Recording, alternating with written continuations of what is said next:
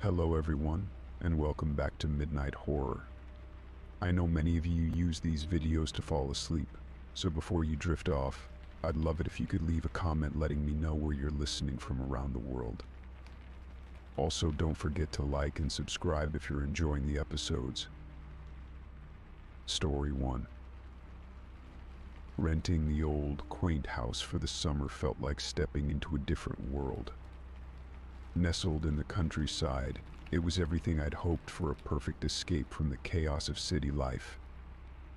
The house had charm, with its ivy-covered walls, creaky wooden floors, and the scent of blooming flowers drifting through the open windows.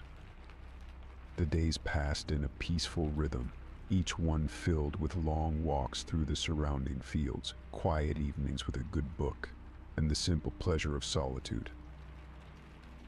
But as the days turned into weeks, I couldn't shake the feeling that there was something I was missing, something hidden just beneath the surface of this idyllic retreat. It wasn't long before I discovered it. I first noticed the door in the basement a few days after I moved in.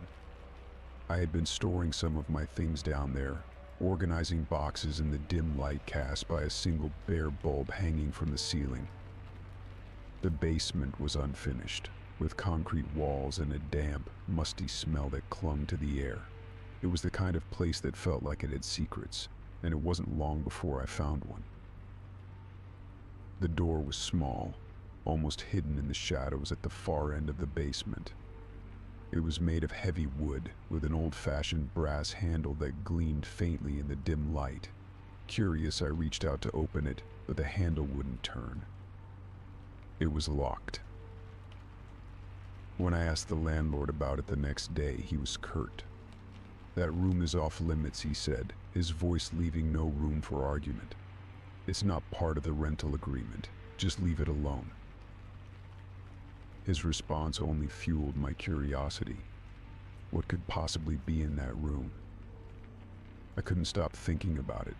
Every time I went down to the basement, my eyes would drift toward the door, my mind spinning with possibilities. What was he hiding? One evening, while cleaning up after dinner, I found the key. It was tucked away in the back of a kitchen drawer, almost as if someone had hidden it there. The moment I saw it, I knew what it was for. The temptation was too strong to resist. My heart raced as I took the key down to the basement, the old stairs creaking underfoot. I hesitated in front of the door, the key cold in my hand. Part of me knew I should leave it alone, respect the landlord's wishes. But my curiosity won out in the end. I slid the key into the lock and turned it. The door opened with a soft click, revealing a room that was unlike anything else in the house. It was pristine, a stark contrast to the rest of the dusty basement. The air was cool and still, as if the room had been sealed off from the world for years. Everything was meticulously arranged: a small table with a chair, shelves lined with old books and trinkets, and a large cabinet against the far wall. But what caught my attention were the photographs. They were everywhere, covering the walls, the shelves, even the floor. Hundreds of them, all in black and white, neatly framed and arranged in rows. And they were all of me. A shiver ran down my spine as I stepped closer, my eyes scanning the images. They were taken from various angles: me walking in the garden, sitting on the porch, reading in the living room. Some were recent, others looked like they had been taken the moment I arrived. The more I looked, the more unsettled I became. Who had taken these? How had I not noticed someone watching me?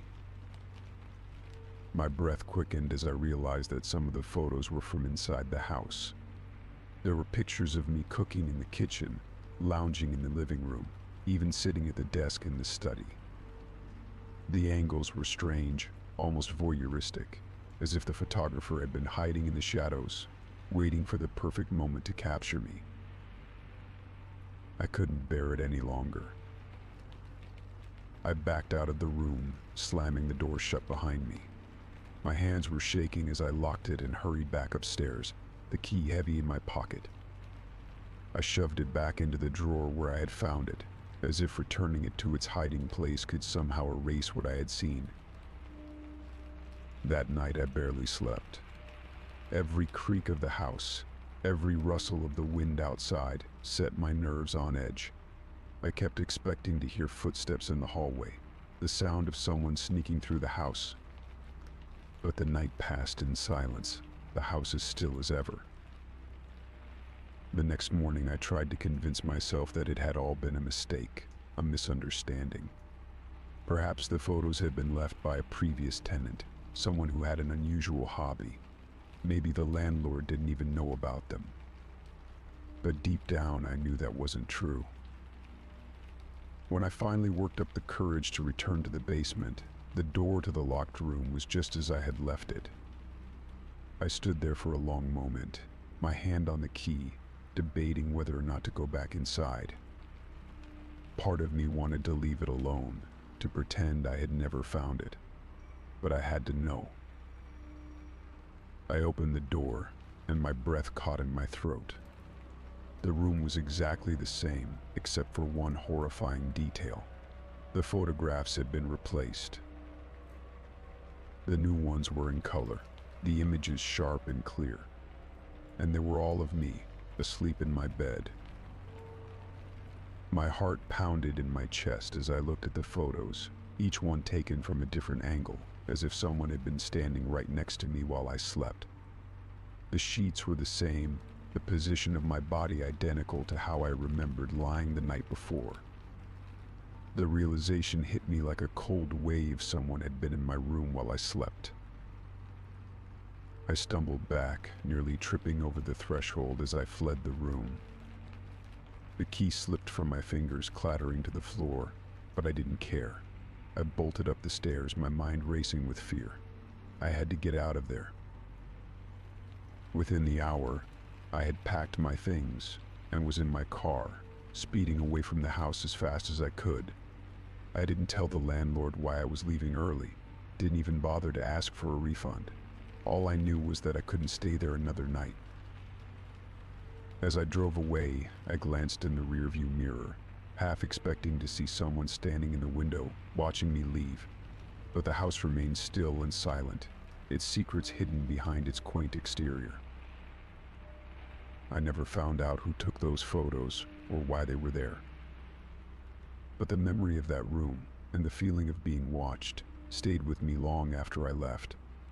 I learned a valuable lesson that some doors are better left locked. Story 2. At work, everything was routine. I'd been with the company for a few years, settling into the predictable rhythm of my daily tasks. My desk, nestled in a quiet corner of the office, had become a second home, with photos of family and a few plants to liven up the space. I'd never had any reason to feel uneasy there until the notes started appearing. It was a Monday morning when I found the first one. I arrived at my desk, set my coffee down, and opened my drawer to grab a pen. Inside was a small folded piece of paper. My name was scrawled on the front in neat handwriting. At first I thought it was a harmless joke, maybe a leftover from a team-building exercise I'd forgotten about. But as I unfolded the note, a chill ran down my spine. The message inside was brief but unsettling. "I know what you did last summer." My mind raced. What could this mean? I hadn't done anything out of the ordinary the previous summer, no secrets, no scandals. Just a normal vacation with friends. I laughed it off, chalking it up to a prank by a coworker, with a strange sense of humor. I crumpled up the note and tossed it in the trash, determined to forget about it. But the notes kept coming. Every few days I'd find a new one waiting for me. They appeared in my desk drawer, slipped between papers, or even tucked under my keyboard.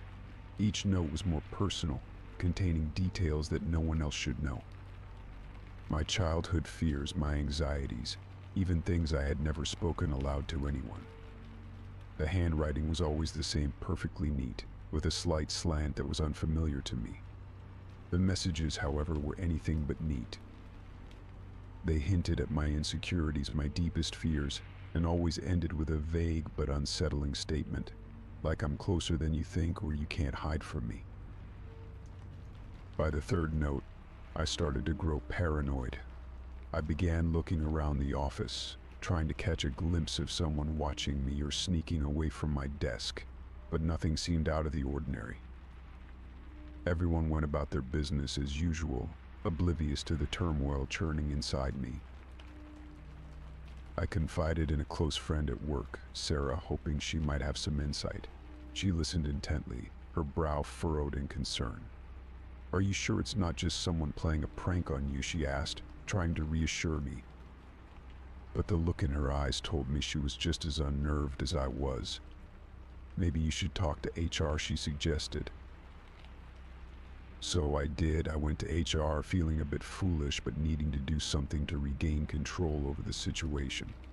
The HR manager, a stern woman named Mrs. Dempsey, listened to my concerns with a stony expression. She assured me that they would look into it and asked if I had any idea who might be responsible. But I didn't. I had no enemies at work, no one who would go to such lengths to unnerve me. Days passed after my meeting with HR, and I heard nothing. No updates, no explanations. I began to feel like I was losing my grip on reality. Every time I opened my desk drawer, my heart would race, expecting another note. But for a while, there were none. Just as I started to convince myself that it was over, that maybe HR had quietly dealt with the issue, the notes returned. This time they were worse. The messages were no longer just cryptic, they were disturbing.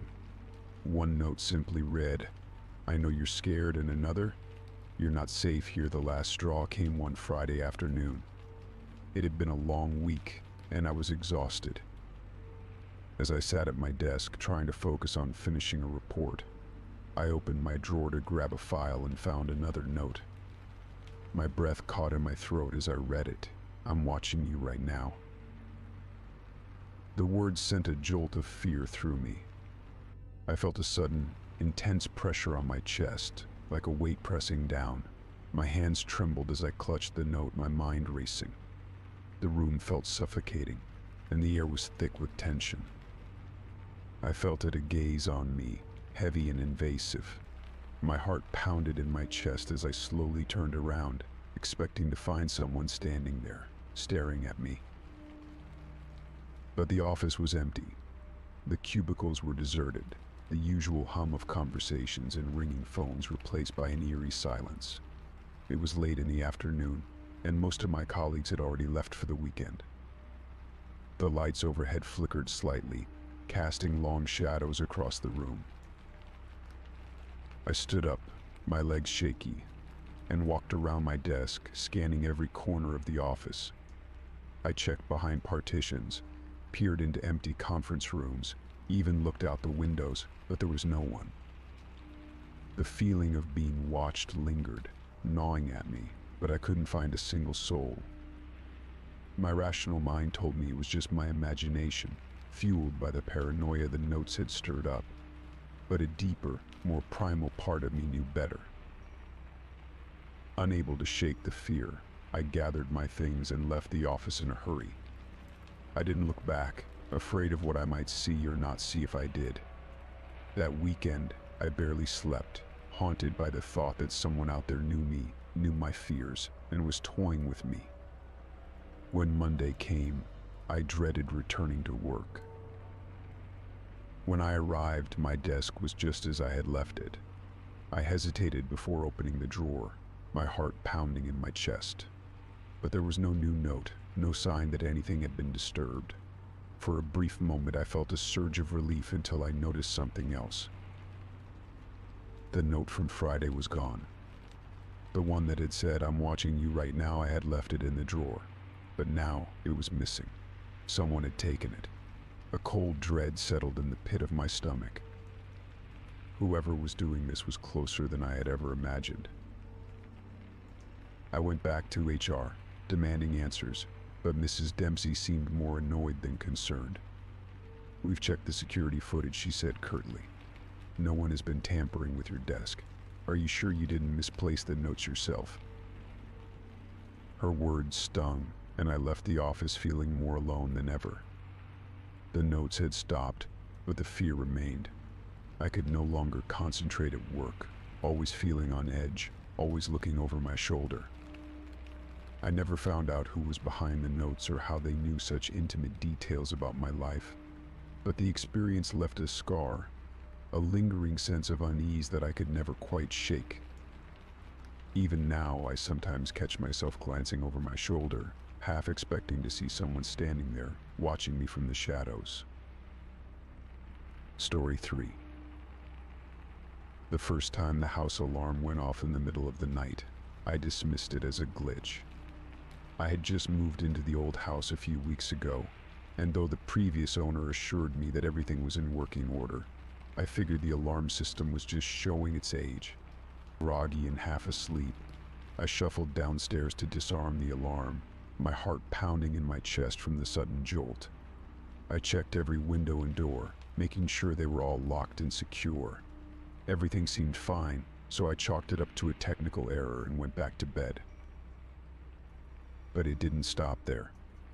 The alarm continued to go off night after night, always at the same time, 2:47 a.m. Every time it happened, I would get up, go through the house, and find nothing out of place. I even called the alarm company, and they sent a technician to inspect the system. He found no issues, no signs of tampering or malfunction. Yet the alarm persisted, as if it had a mind of its own. One night, about a week after the alarm first started acting up, I found myself in the basement, organizing some old boxes left behind by the previous owner. I lost track of time, sorting through dusty memorabilia, when I heard the sound of someone moving around upstairs. The soft creak of floorboards, the faint shuffle of footsteps. My heart skipped a beat, and I froze, listening intently.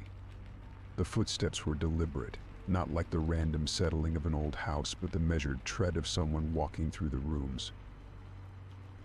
I quickly grabbed my phone and dialed 911, whispering to the operator that there was someone in my house. She told me to stay on the line and remain quiet until the police arrived. I could still hear the footsteps overhead, moving from the kitchen to the living room, then toward the staircase. My mind raced as I crouched behind a stack of boxes, praying that whoever was upstairs wouldn't come down to the basement. The minutes dragged on like hours, the tension in the air so thick it was almost suffocating. Finally, I heard the sound of a car pulling up outside, followed by the slamming of doors. The police were here. Relief washed over me, but the footsteps continued, undisturbed by the arrival of the authorities. I stayed hidden until I heard the officers calling out, announcing their presence. Only then did I emerge from the basement, my hands trembling as I climbed the stairs to meet them. The officers searched the entire house, room by room, but they found nothing. No signs of forced entry, no evidence that anyone had been inside. They checked the windows and doors just as I had, and everything was secure. They even reviewed the security footage from the cameras I had installed around the house. But the footage showed nothing, no one entering or leaving, no shadowy figures creeping through the halls. It was as if the sounds I had heard were all in my head. But I knew they weren't. I had heard those footsteps, felt the presence of someone or something moving through my home. The officers tried to reassure me, suggesting that perhaps it was just the house settling, or maybe an animal outside that I had mistaken for an intruder. But I could see the doubt in their eyes. They thought I was overreacting, that maybe I was just spooked from living alone in an unfamiliar place. After the police left, I tried to shake off the unease, telling myself that maybe they were right. Maybe I was just hearing things. But deep down, I knew better. There was something wrong with the house, something I couldn't explain.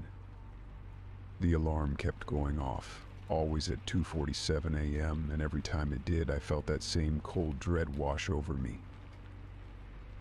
A few nights later, I decided to stay up and watch the security footage in real time, determined to catch whatever was triggering the alarm. I sat in front of the monitor, the house dark and silent around me, the only light coming from the screen. 2:47 a.m., came and went, and for a moment I thought maybe the disturbances had stopped. But then, the alarm blared, shattering the silence. I quickly rewound the footage, my eyes scanning the screen for any sign of movement. There was nothing, no intruder, no animal, nothing that could have set off the alarm. But as I listened closely, I heard something that sent a chill down my spine. Faint, almost imperceptible, there were footsteps, muffled, distant, but unmistakably human. They were there, on the recording, yet when I played it back for anyone else, they heard nothing. It was as if the sounds were meant for me alone. The days that followed were a blur of anxiety and sleepless nights. I became obsessed with the alarm and the footsteps, spending hours watching the footage, trying to catch even the smallest anomaly. But no matter how many times I watched, the result was always the same: nothing visible. Only those faint, ghostly footsteps echoing through the house. I started to avoid going to bed, dreading the moment when the alarm would go off again. I'd lie awake, listening, waiting for the footsteps to start. Sometimes, I thought I could hear whispers too, just on the edge of hearing, as if someone were trying to speak to me from the other side of the walls. But the words were always just out of reach, leaving me with nothing but a growing sense of unease. Eventually, I couldn't take it anymore. I packed a bag and left the house, staying with a friend while I tried to figure out what to do. I couldn't live like that, constantly on edge, feeling like I was being watched, haunted by something I couldn't see. I called in another technician, another round of police, but nothing helped. The alarm continued to malfunction, the footsteps continued to echo in the recordings, and I knew that whatever was in the house, it wasn't going to leave me alone. The final night I spent in that house, the alarm went off at 2:47 a.m.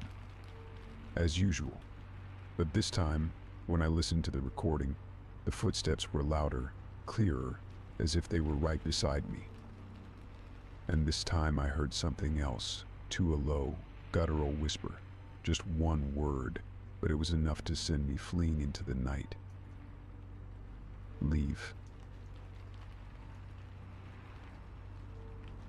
Story 4. It had been an ordinary night out with friends, dinner at our favorite restaurant followed by drinks at a local bar. The laughter, the stories, the easy camaraderie, all of it had made the evening one of those perfect nights that left you smiling long after it was over.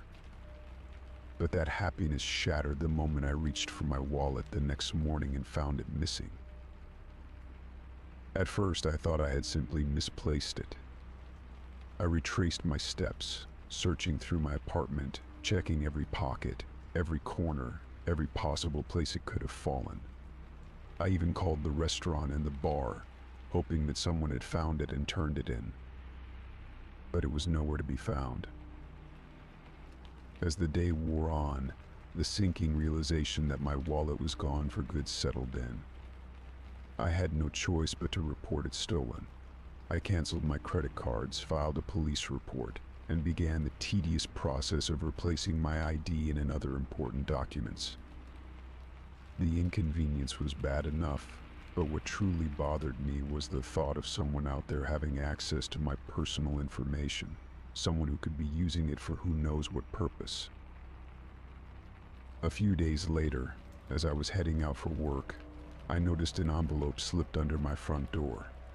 It was unmarked, no return address, just a plain white envelope with my name scrawled across the front in messy handwriting. Puzzled, I picked it up and opened it. Inside was my wallet. For a moment, relief washed over me until I opened it and saw that it had been emptied of all its contents. My credit cards, ID, cash, everything was gone, except for a single slip of paper tucked into one of the card slots. I pulled it out, and my heart skipped a beat as I read the message written on it in large, bold letters: "I know where you live." A cold shiver ran down my spine, and my hand shook as I held the note. The words were simple but filled with a menacing certainty that made my blood run cold. Someone had gone through the trouble of stealing my wallet, removing all its contents, and then returning it to me with this chilling message. Whoever it was, they knew where I lived. They had been to my home, close enough to slip the envelope under my door without me noticing. Fear gripped me as I stared at the note, my mind racing with questions. Who had done this? Why would they return the wallet? What did they want? But no matter how hard I tried to piece it together, I couldn't make sense of it. All I knew was that I was no longer safe in my own home. The next few days were a blur of paranoia and anxiety. I couldn't shake the feeling that I was being watched, that someone was lurking in the shadows, waiting for the right moment to strike. Every creak of the floorboards, every rustle of leaves outside, made my heart pound. I barely slept, jumping at every little sound, convinced that someone was trying to break in. I decided to take action. The first thing I did was change the locks on my door. The idea that someone might have a key to my apartment filled me with dread, so I had a locksmith come out immediately. I watched as he installed the new locks, double-checking to make sure everything was secure, but even that didn't fully ease my fears. Next, I moved some of my belongings to a friend's place. I didn't have the time or resources to relocate entirely, but I thought if I could make it look like I wasn't staying there full time, it might deter whoever was watching me.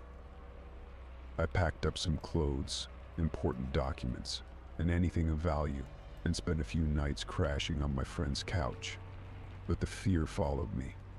I couldn't escape the feeling that I was being watched, even when I was away from home. I also installed a security system with cameras, motion detectors, and alarms. The company assured me that my apartment was now one of the safest in the city, but I couldn't shake the feeling of unease. Every time I entered my apartment, I checked the footage from the cameras, hoping to catch a glimpse of whoever had left that note. But nothing ever showed up. It was as if the person had simply vanished, leaving me in a state of perpetual dread. The days turned into weeks, and gradually the intensity of my fear began to subside, though it never completely disappeared. I started to regain some sense of normalcy, though I remained hyper-vigilant. I avoided going out late at night, kept my curtains drawn, and checked the locks multiple times before going to bed. But the memory of that note haunted me, a constant reminder that someone out there had invaded my life in the most personal way possible. I became obsessed with trying to figure out who had done it. I went over every detail of that night out with friends, trying to remember if anyone had been acting strangely or if I had seen anyone following me. But nothing stood out. I even considered the possibility that it was some kind of sick joke, but the note didn't feel like a prank, it felt like a threat, one that I couldn't ignore. Months passed, and while the fear no longer consumed me, it had left its mark. I was more cautious, more aware of my surroundings, and less trusting of others. The feeling of being watched never completely left me, lurking in the back of my mind like a shadow. I knew I had to move on, but part of me would always be looking over my shoulder, wondering if that anonymous threat would ever come to pass. In the end, I never found out who took my wallet or why they returned it with that ominous note. The mystery remained unsolved, a lingering question with no answer. But the experience changed me.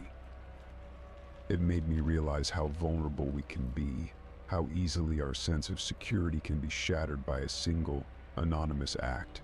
And it taught me to be more careful, to never take my safety for granted, because once you've been marked, the fear of what might happen next never truly goes away.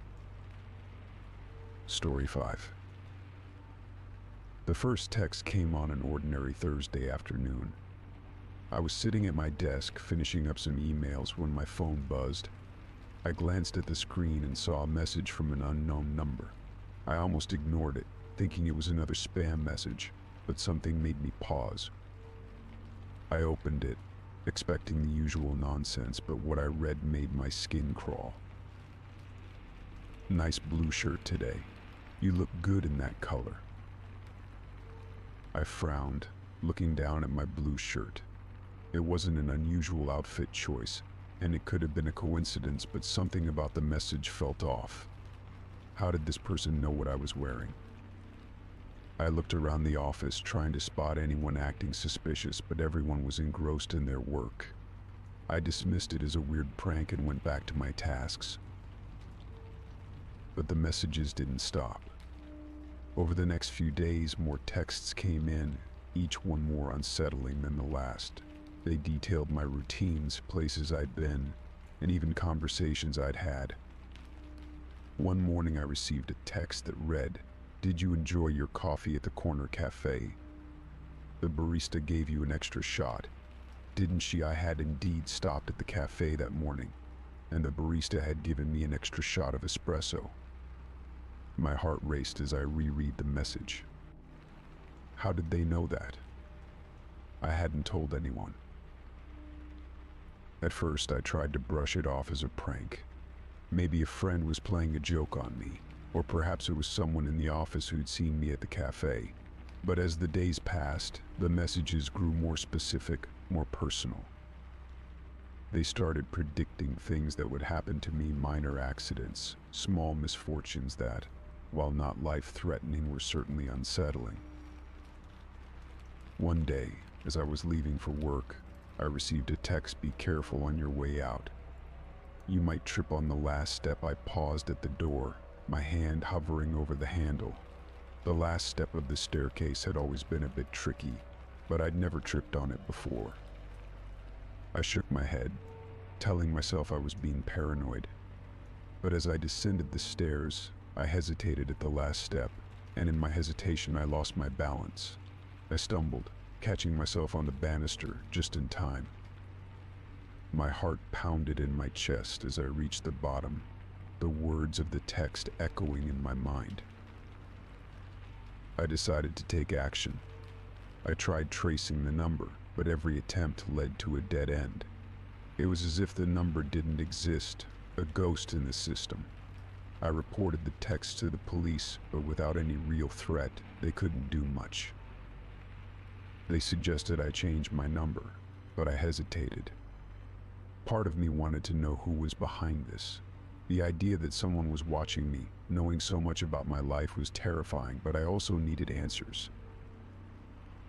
The text continued, each one a reminder that someone was out there, observing me. "You're running late today. Maybe skip the coffee and catch the earlier train." The text predicted delays, weather changes, and even the arrival of a package I hadn't been expecting.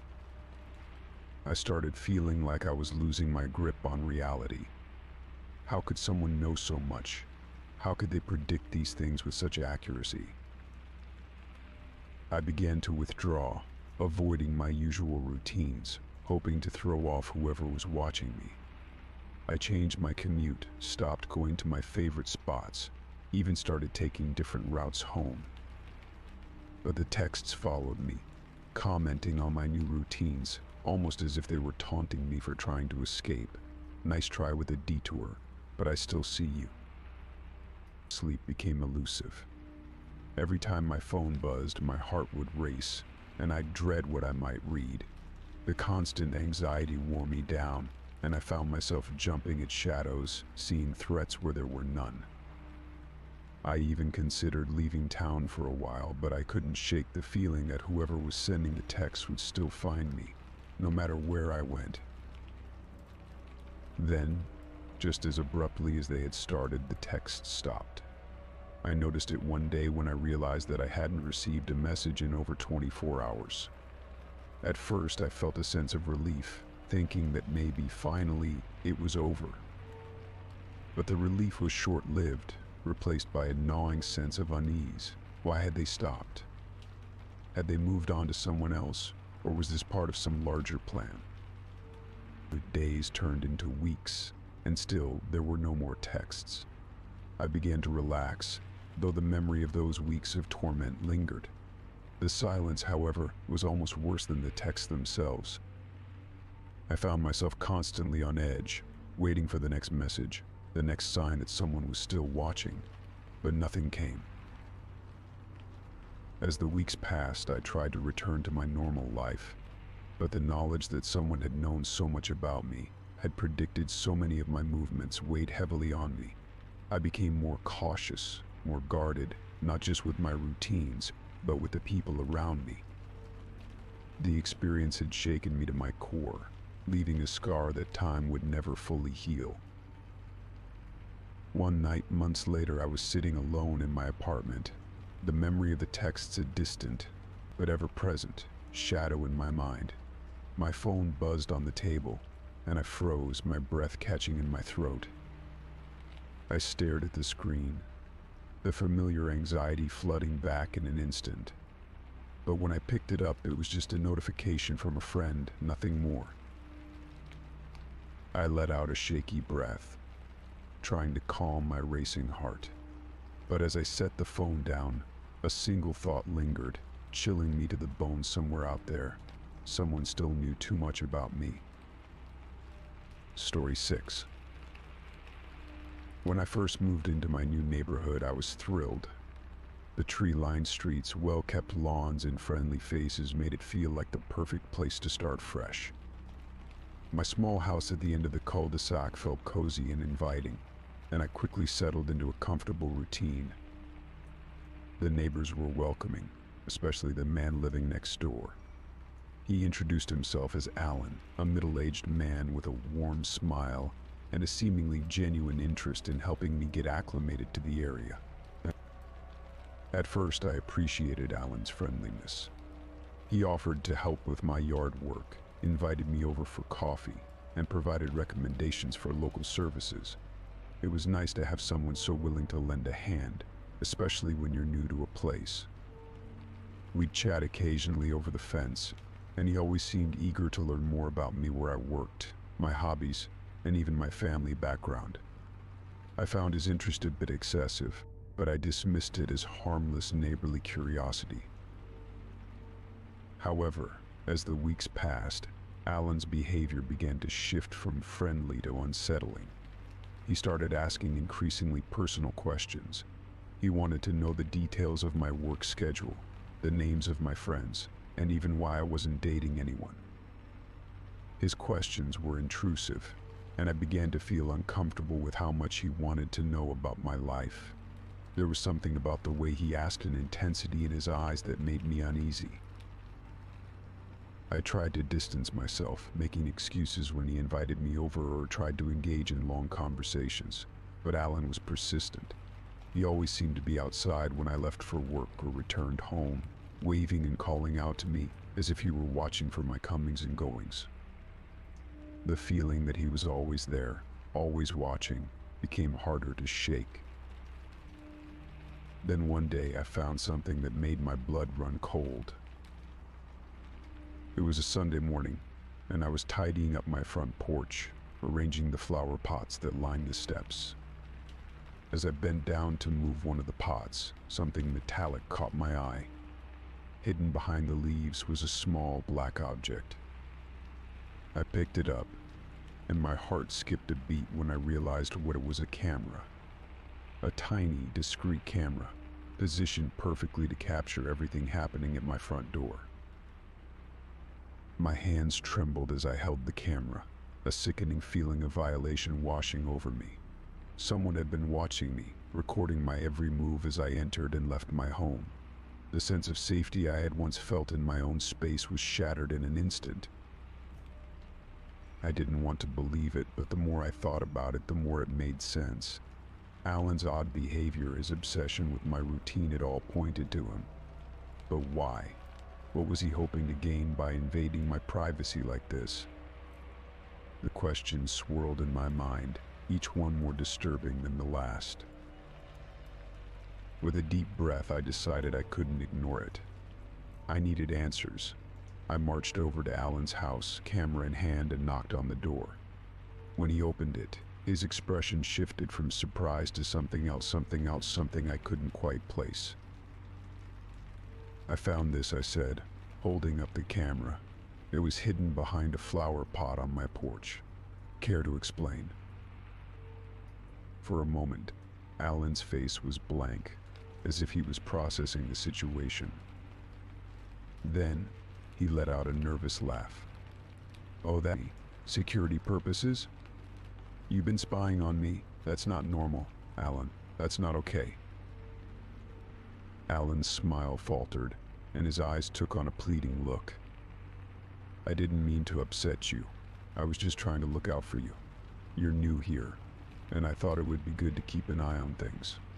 You know, in case anything happened." His words did little to ease my anger. If anything, they only made me feel more uneasy. This wasn't about security, this was about control. He wanted to know everything about me, to monitor my every move, and that was something I couldn't tolerate. "I'm not comfortable with this," I said firmly. "You had no right to put a camera on my property without my consent. I want you to remove any other cameras you might have placed and leave me alone. Do you understand?" Alan's face darkened, and for a split second, I saw a flicker of something cold in his eyes. But then he nodded, his expression softening back into that friendly, almost apologetic demeanor. "Of course, I'm sorry. I'll remove the camera. It won't happen again." I didn't trust him. There was something about his quick change in demeanor that felt disingenuous, like he was just telling me what I wanted to hear. But I had made my point, and I hoped that would be the end of it. Over the next few days, I kept a close eye on my surroundings, wary of any further invasions of my privacy. Alan stayed out of sight, and I didn't see him lurking around as he used to.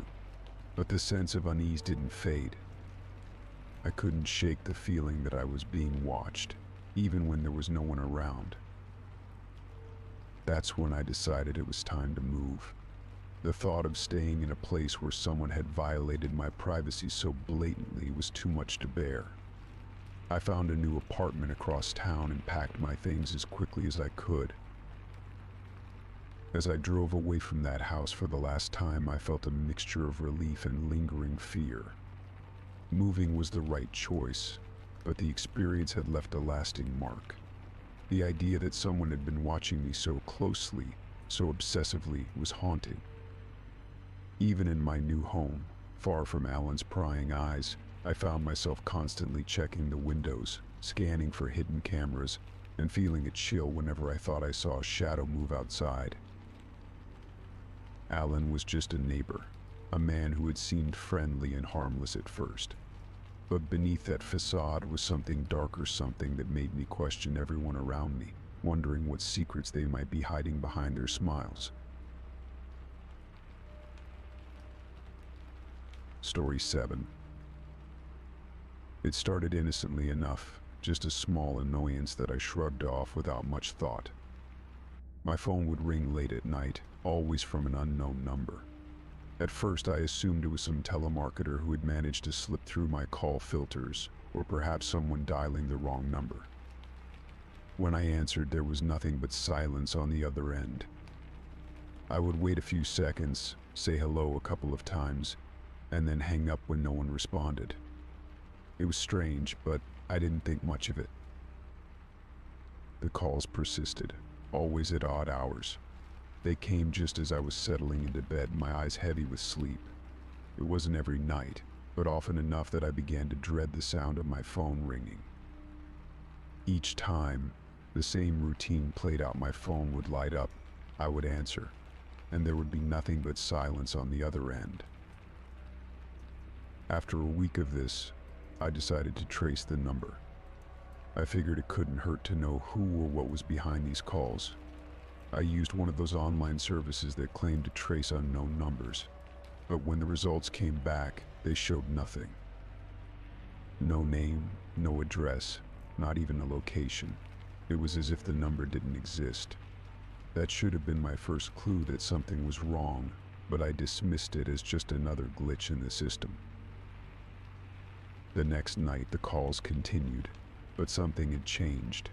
Instead of the usual silence, I started hearing strange noises like breathing or faint whispers just before the line went dead. The first time it happened, I felt a chill run down my spine. The breathing was slow, deliberate, like someone was listening closely, waiting for something. I pulled the phone away from my ear, staring at the screen as if it would somehow reveal the identity of the caller. But it was just the same unknown number. I couldn't shake the feeling that someone was watching me, even though I was alone in my apartment. I began to check the locks on my doors and windows every night, making sure they were secure. I even started keeping a small lamp on beside my bed, the soft glow comforting me in the darkness. But the calls continued, relentless and unsettling. A few days later, I told my friend Kate about what was happening. We were sitting in a coffee shop, the bustle of the city around us providing a stark contrast to the eerie silence of those late-night calls. "That's creepy," she said, her eyes wide. "Have you thought about changing your number?" "I have, but something's stopping me," I admitted, stirring my coffee absent-mindedly. "It's like, I need to know who's behind these calls. It's getting under my skin." Kate gave me a concerned look. "You should be careful. It might be some kind of prank, but it could also be something more serious." I nodded, but I wasn't sure what to do. I couldn't just ignore the calls, not when they were beginning to feel so personal. There was a growing unease in the pit of my stomach, a sense that something was very wrong. That night, I sat on the edge of my bed, my phone in hand, waiting. The clock ticked past midnight, and just as I was about to give up and go to sleep, it rang. My heart jumped in my chest as I saw the familiar unknown number flash on the screen. I hesitated for a moment before answering. "Hello," I said, my voice trembling slightly. For a few seconds, there was nothing, just the familiar silence. Then I heard it.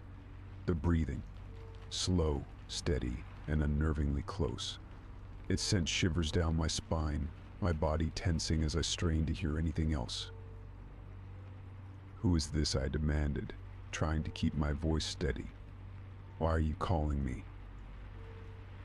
The breathing continued, unchanging, as if my questions had no effect. I was about to hang up when I heard something else, a faint whisper, too quiet to make out. I pressed the phone closer to my ear, my heart pounding. "What did you say?" I whispered, fear and frustration mixing in my voice. There was a pause, and then the whisper came again, louder this time, clear enough for me to understand. It was my name. "Mika." The voice was low, almost a hiss, and it sounded so familiar, but I couldn't place it. My blood ran cold, and I dropped the phone as if it had burned me. The call ended abruptly, the screen going dark as the phone landed on the bed. I sat there, frozen in place, trying to process what had just happened. How did they know my name? I felt exposed, vulnerable, like someone had reached into my life and pulled out something deeply personal. I didn't sleep that night. Every creak of the floorboards, every rustle of the wind outside set my nerves on edge. I kept a lamp on, the light doing little to chase away the fear that had taken root in my mind. I tried to tell myself it was just a cruel prank, that someone was messing with me. But deep down, I knew there was more to it than that. The next day, I went to the police. I told them about the calls, the strange noises, and the voice that whispered my name. The officer I spoke to was polite but dismissive. He suggested that it was probably a prank or a glitch, and that I should block the number and change my phone number if it continued. But I couldn't shake the feeling that this was something more than a simple prank. I blocked the number as the officer suggested, but a part of me dreaded the silence that might follow. As unsettling as the calls were, the idea of not knowing who was behind them or why they were calling was somehow worse. That night, my phone didn't ring. I sat in bed, staring at the screen, half expecting it to light up with that unknown number, but it remained dark. I should have felt relieved, but instead I was on edge, as if waiting for something to happen.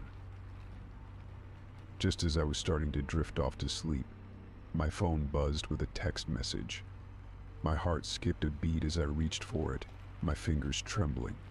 The message was from an unknown number, but this time, it wasn't the same one as before. The message was short, just 2 words: "Miss me." My breath caught in my throat as I stared at the screen. The message felt like a taunt, a reminder that whoever was behind the calls wasn't finished with me yet. I quickly blocked the number, but it did little to ease my fear. I spent the next few nights on high alert, jumping at every little sound, unable to relax. The calls had stopped, but the unease lingered, a constant presence in the back of my mind. I began to wonder if I would ever feel safe again. A week passed with no further contact. I started to think that maybe it was over, that whoever had been tormenting me had moved on. But the sense of dread never fully left. I kept my phone close, waiting for the next call or message, knowing that it could come at any time. And then, just as I was beginning to let my guard down, my phone rang again. I looked at the screen, my stomach twisting in knots. The number was unknown, but different from the previous ones. With a deep breath, I answered the call. There was silence on the other end, and for a moment I thought it was just another dead line. But then, I heard my name, whispered in that same familiar voice. "Mika."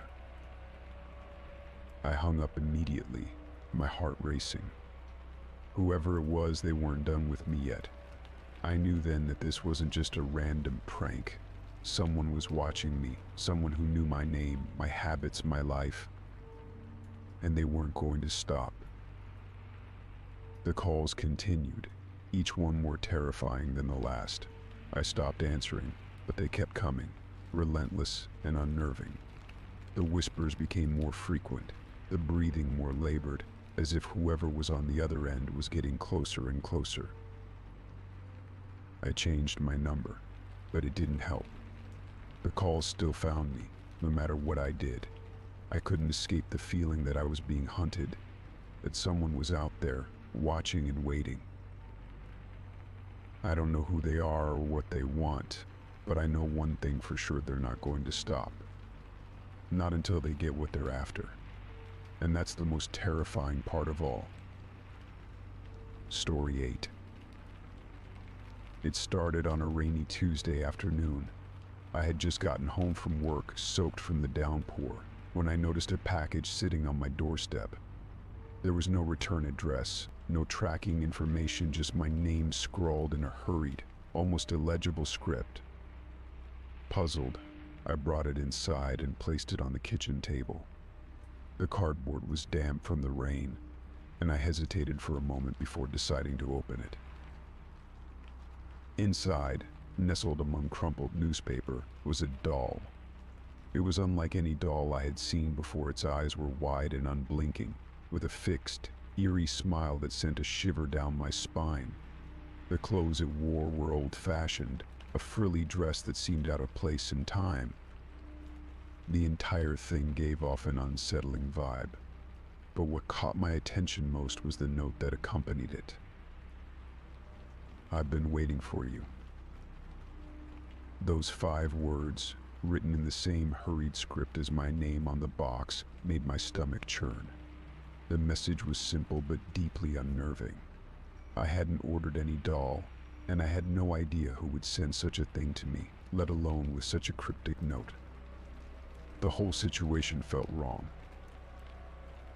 I tried to shake off the unease and convince myself it was some kind of prank, but the doll's glassy eyes seemed to follow me as I moved around the apartment.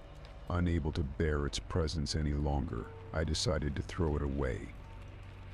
I wrapped it in the box it came in and walked it down to the dumpster behind my building. The rain had stopped, but the clouds still hung low, making the alley feel dark and foreboding. I returned to my apartment, relieved to be rid of the doll. But that night, as I was getting ready for bed, I noticed something out of place. There, sitting on my dresser, was the doll. My heart skipped a beat. I was certain I had thrown it away. Panic gripped me as I approached it cautiously, as if it might suddenly move. The doll's expression hadn't changed, but it felt different now, more menacing, almost alive. I grabbed it, this time driving it to a dumpster several blocks away. I needed to make sure it was gone for good. The next day, I felt a little more at ease, convincing myself that it was just a weird coincidence. But when I returned home from work, my blood ran cold. The doll was back, sitting in the middle of my living room. I couldn't understand how it kept returning. I lived alone, and no one else had a key to my apartment. Was someone breaking in? Playing a sick joke on me? My thoughts spiraled as fear and paranoia took hold. That night I couldn't sleep. Every creak, every shadow seemed like a threat.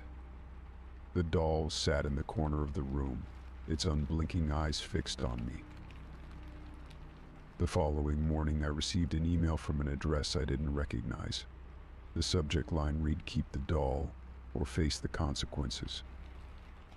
My hands trembled as I opened it, and the message inside was no less unsettling. "You've been chosen. Keep the doll and you'll be safe. Get rid of it again and you'll regret it." The email was untraceable, no sender information, no IP address, nothing.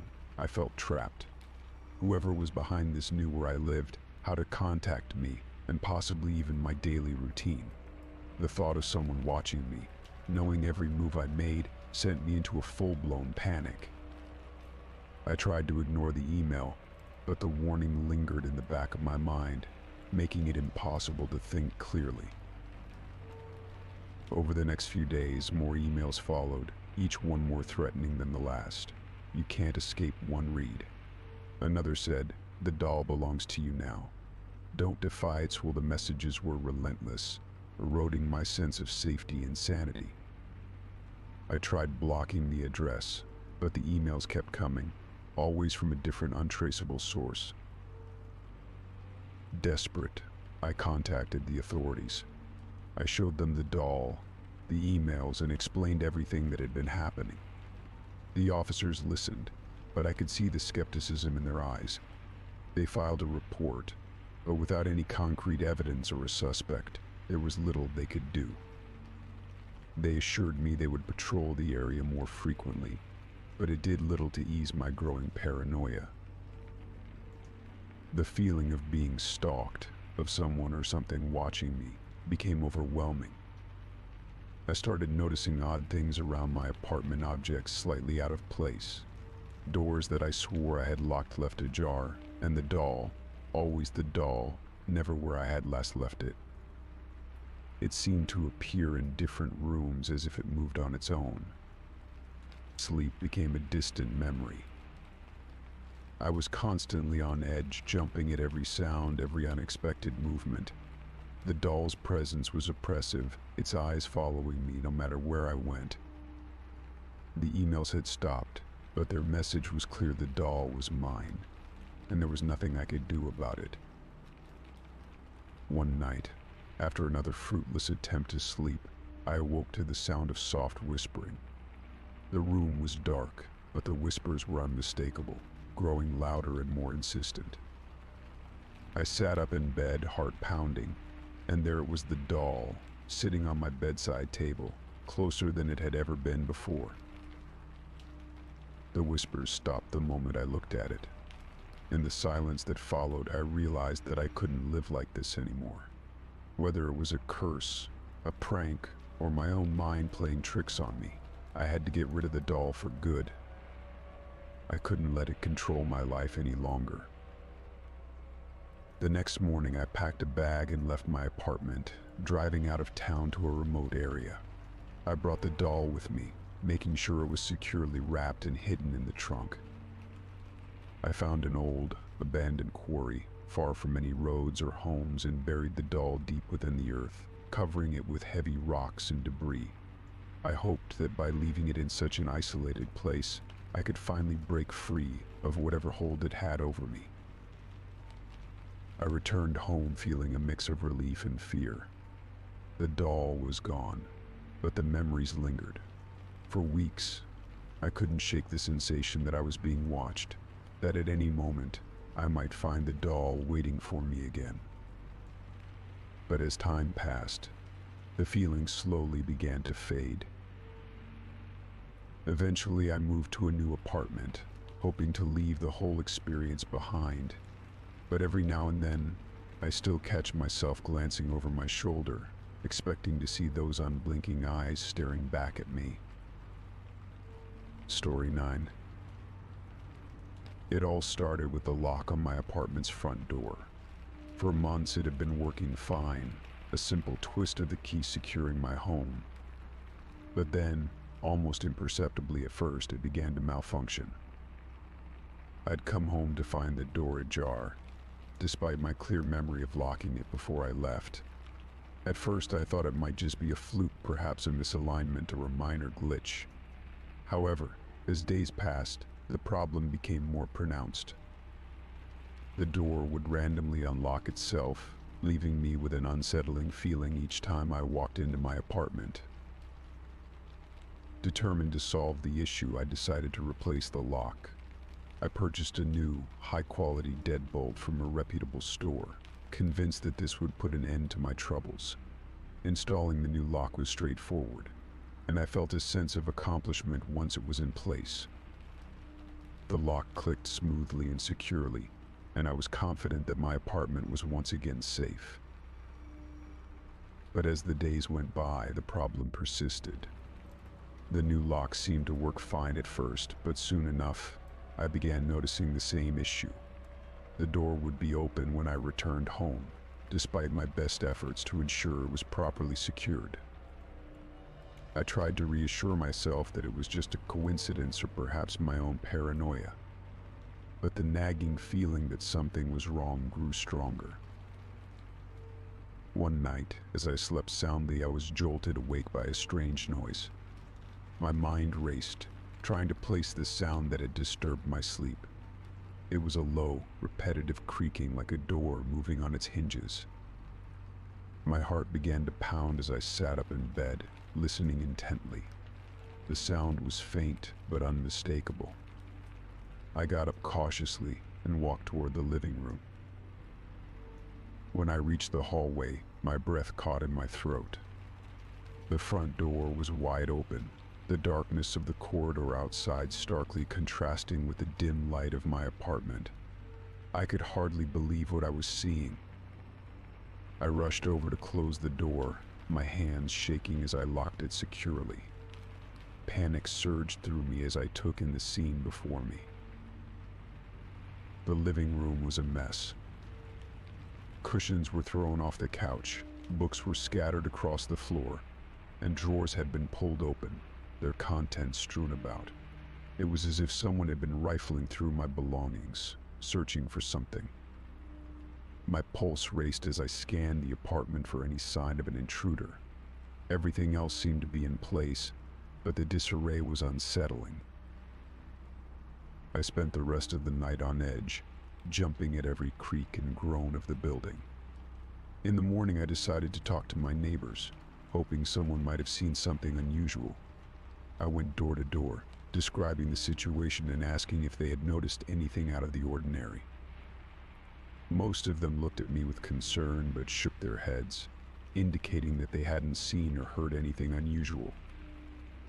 One neighbor, an elderly woman who lived 2 floors above me, mentioned hearing strange noises during the night but had thought nothing of it, assuming it was just the building settling.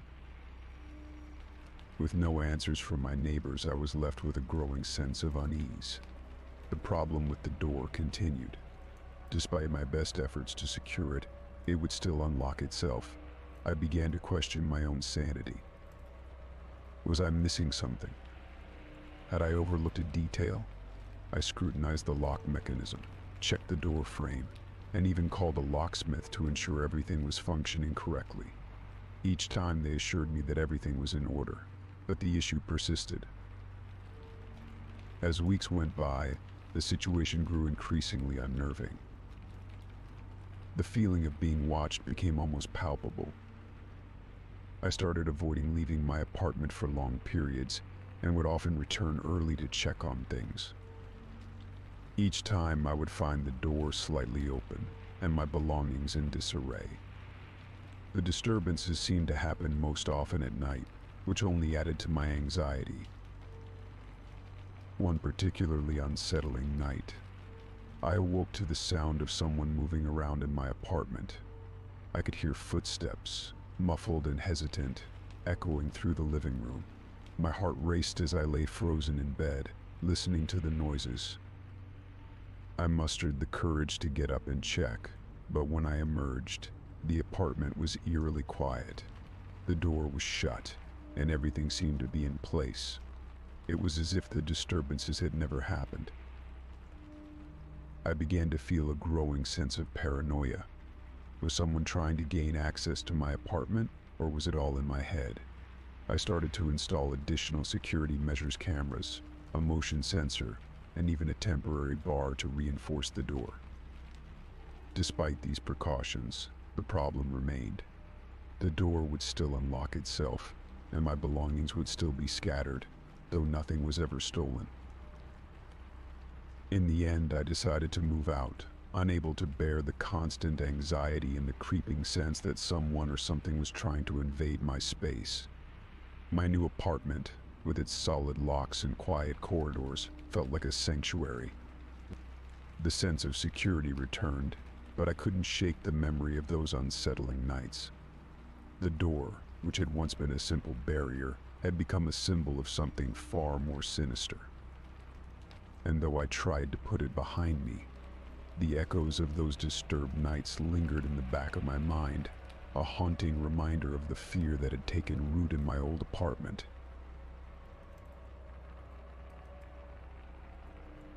Story 10.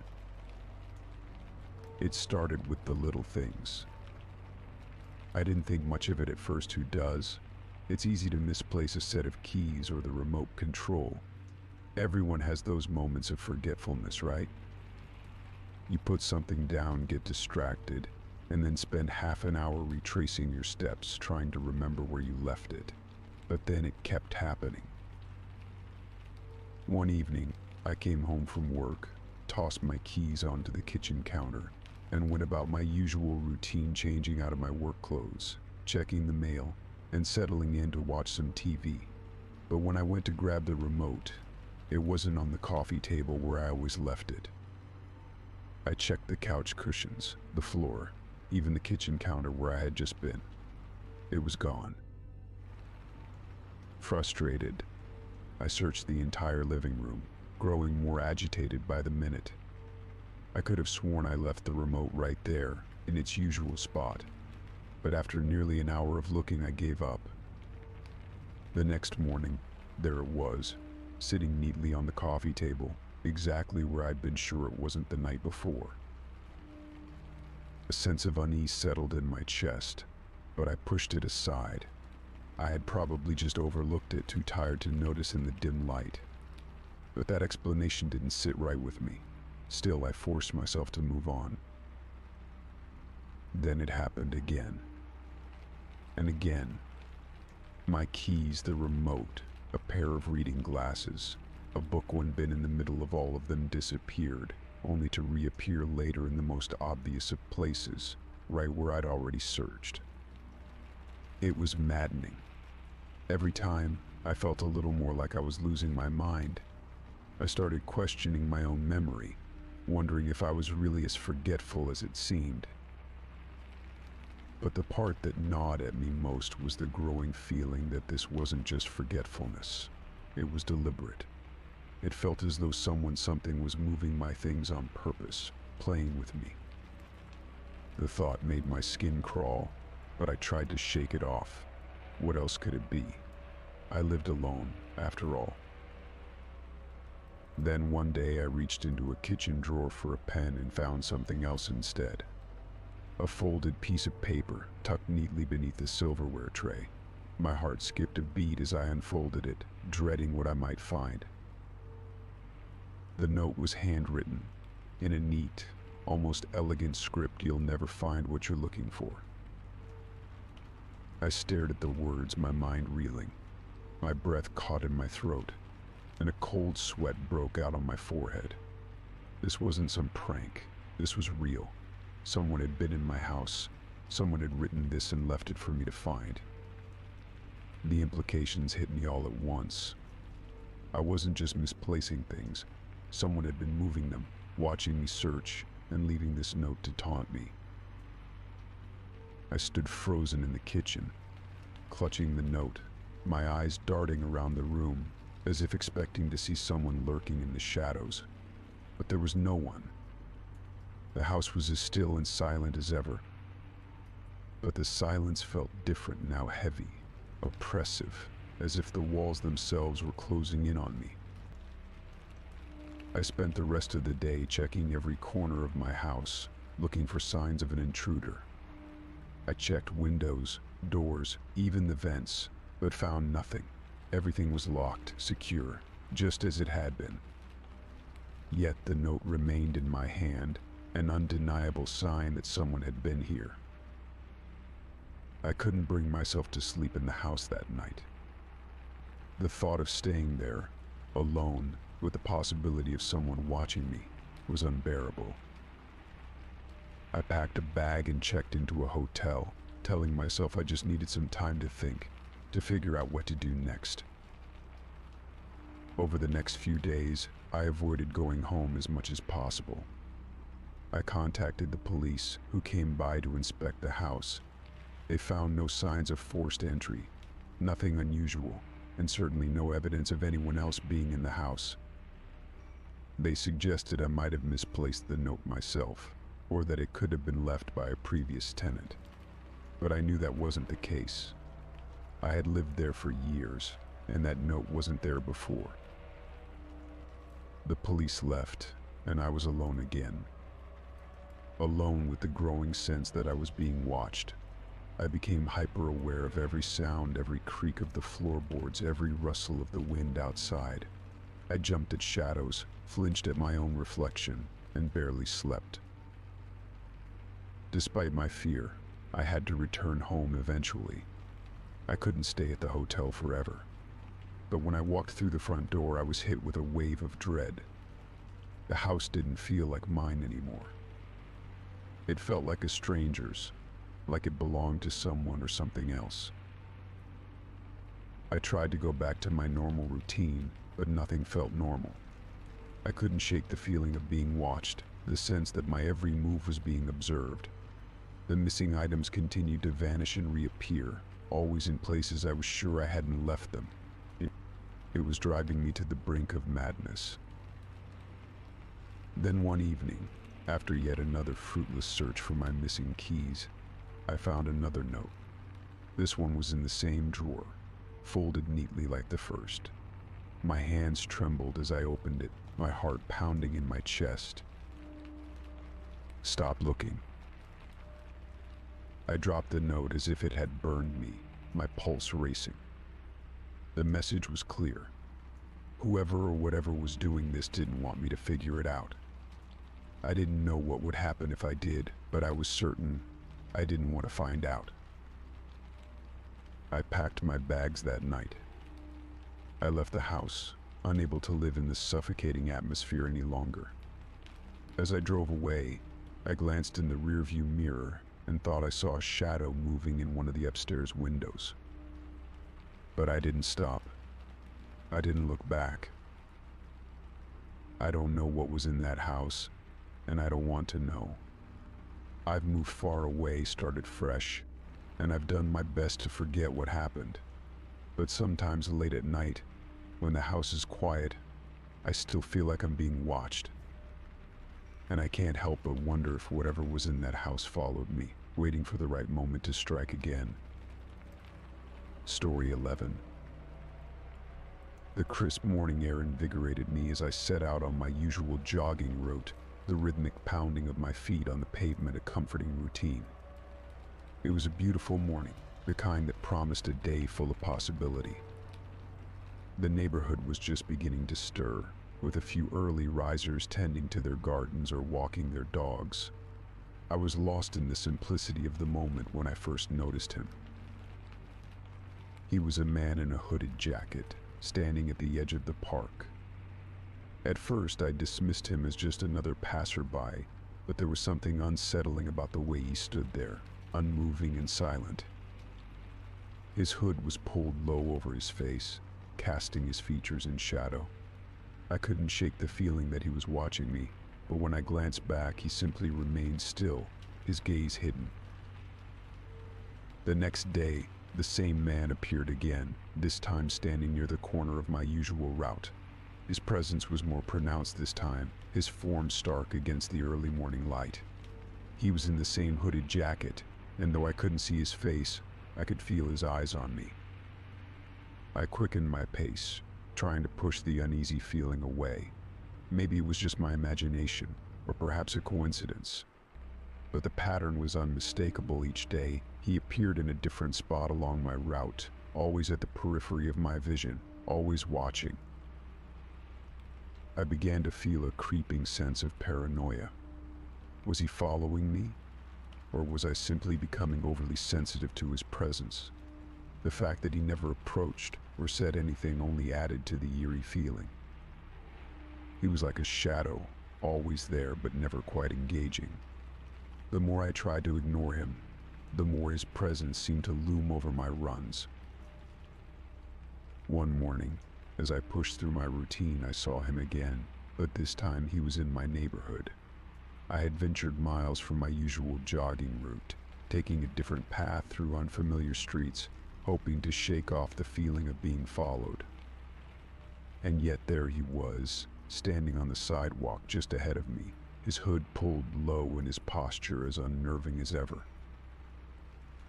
Panic surged through me. My heart raced as I considered the implications. How had he found me here? Did he follow me? Or was it all just an unsettling coincidence? My mind raced through possibilities, but none of them offered any comfort. I reached for my phone, dialing the police as I continued jogging, trying to maintain a steady pace despite the growing anxiety. When I reported the man, I described him as best as I could: a man in a hooded jacket, standing still and watching from a distance. The dispatcher assured me that they would send someone to check the area. I finished my run with a sense of dread, my thoughts consumed by the encounter. When the police arrived, they questioned me further and took down my description, but their search turned up nothing. They couldn't find anyone fitting the description, and the feeling of being followed seemed to dissolve into the morning mist. Relieved but unsettled, I decided to change my jogging route, hoping to escape the shadow that had begun to haunt my mornings. I found a new path through a different park, surrounded by trees and less frequented by others. For a while, I felt a sense of reprieve. The man didn't appear, and I began to relax, thinking that perhaps the change had been effective. But the feeling of unease never left me. The constant awareness that someone might be watching me, the paranoia that had seeped into my routines, persisted. Every rustle of the trees, every distant figure that moved just out of my sight, made me jump. My mind replayed the encounters, each day adding to the growing sense of dread. It was as if the man had imprinted himself on my psyche, his presence lingering even in his absence. Days turned into weeks, and though I rarely saw him again, the shadow of his presence remained. I became hyper-aware of my surroundings, constantly scanning the periphery of my vision for any sign of him. It was exhausting, this constant state of alertness, and it began to affect other areas of my life. I found myself avoiding places where I might be alone, always on the lookout for the hooded figure that had come to symbolize my fear. One evening, I decided to take a walk around my new route, hoping the change of scenery might help me relax. As I rounded a corner, I saw a familiar figure in the distance. My heart sank as I recognized the hooded jacket. My pace quickened, my breath coming in shallow gasps. I couldn't tell if it was the same man, but the sight was enough to send me into a spiral of anxiety. I went home and debated whether or not to report it again. Part of me felt it was pointless after all. The police had already told me they couldn't find anyone fitting the description. But the fear that had taken root in my mind was too strong to ignore. I decided to call them once more, hoping that this time they might take my concerns more seriously. The police came again, but the man was gone by the time they arrived. They reassured me that they would keep an eye out, but offered no concrete answers or solutions. As I watched them drive away, I felt a deep sense of frustration and helplessness. The hooded man had become more than just an unsettling figure. He had become a symbol of my own vulnerability, a reminder of how powerless I felt in the face of my fears. I continued my new jogging route, but the feeling of being followed remained an unwelcome companion. I tried to push through the anxiety, to reclaim my mornings and my sense of safety, but the shadow of that man lingered in the back of my mind. Despite the changes, the unease never completely faded. Each step I took was a reminder of the silent observer who had once haunted my runs and the lingering impact he had left on my life. Story 12. I woke up to an unsettling sight. My front door was slightly ajar. The morning light filtered through the gap, casting long shadows across the hallway. The sight of the door immediately jolted me awake, my heart racing with a sense of dread. I stumbled out of bed, my mind scrambling to piece together the disconcerting scene before me. The first thing I did was check the door itself. The lock was intact, and the bolt was engaged, but somehow the door had been left open just enough for someone to slip through. I scanned the hallway, looking for any signs of forced entry or anything out of place. That's when I noticed the muddy footprints leading from the door into my living room. I followed the trail, each step of the muddy prints seeming to get larger and more chaotic. They led me into the living room, where the footprints seemed to scatter as if the person had been pacing around. My breath quickened as I looked around, trying to make sense of the disturbance. Everything seemed normal, though furniture was undisturbed. Nothing was missing. I checked every room, peeking into closets and under beds, but there was no sign of an intruder. It was as if whoever had come in had vanished into thin air. I was about to call the police when my phone buzzed with a voicemail notification. My heart sank when I saw that the voicemail was from my own number. I hesitated for a moment, trying to fathom how this could be possible. With trembling fingers, I tapped the play button. The message began with static, but then it was clear the recording was of me sleeping. I could hear the rhythmic sound of my breathing, the occasional rustle of the bedsheets, and even the faint, almost imperceptible sounds of my muffled snores. The realization hit me like a physical blow. Someone had been in my home recording me while I slept. I felt a wave of nausea wash over me as the full implications of the voicemail settled in. How had they managed to get my number? How had they made the recording? I tried calling my voicemail again, but the message had disappeared. Panic set in. I called the police and reported the break-in, trying to convey my growing sense of fear and confusion. They sent an officer to take a report and dusted for fingerprints, but they found nothing useful. No clues, no leads. The officer assured me that the best thing to do was to upgrade my home security and keep an eye out for anything suspicious. It was a helpful suggestion, but it did little to ease the turmoil inside me. That day, I couldn't shake the feeling of being watched. Every creak of the house, every gust of wind seemed amplified. I was on edge, unable to focus on anything. My normally comforting home had become a place of paranoia. I installed extra locks and a security camera, hoping that these measures would restore some sense of safety. The following night was restless. I kept checking the locks, jumping at every sound. I reviewed the security camera footage obsessively, looking for any signs of intrusion. The footage showed nothing unusual, no one entering or leaving, no shadows flitting past the camera. It was as if the person who had been in my home had vanished into thin air. The days turned into weeks, and the intrusion seemed to fade into a distant nightmare. But the fear never fully left. I continued to live in a state of heightened alert, always checking and rechecking my locks, constantly scanning for signs of someone lurking in the shadows. Then, one evening as I was sorting through some old papers, I found something that made my blood run cold. Buried beneath a stack of old documents was a small, folded note.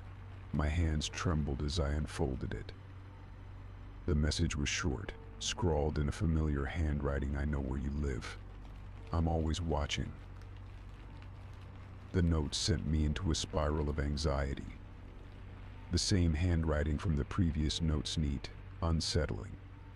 The realization that someone had been watching me for longer than I had known was horrifying.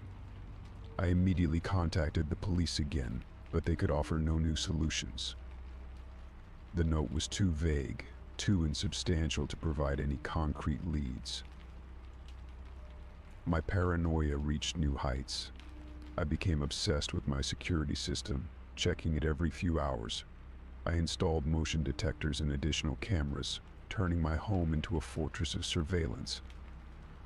I even began to suspect my neighbors, wondering if any of them might be involved, or if someone had hired a contractor to help with their plans. One night I was sitting in my living room.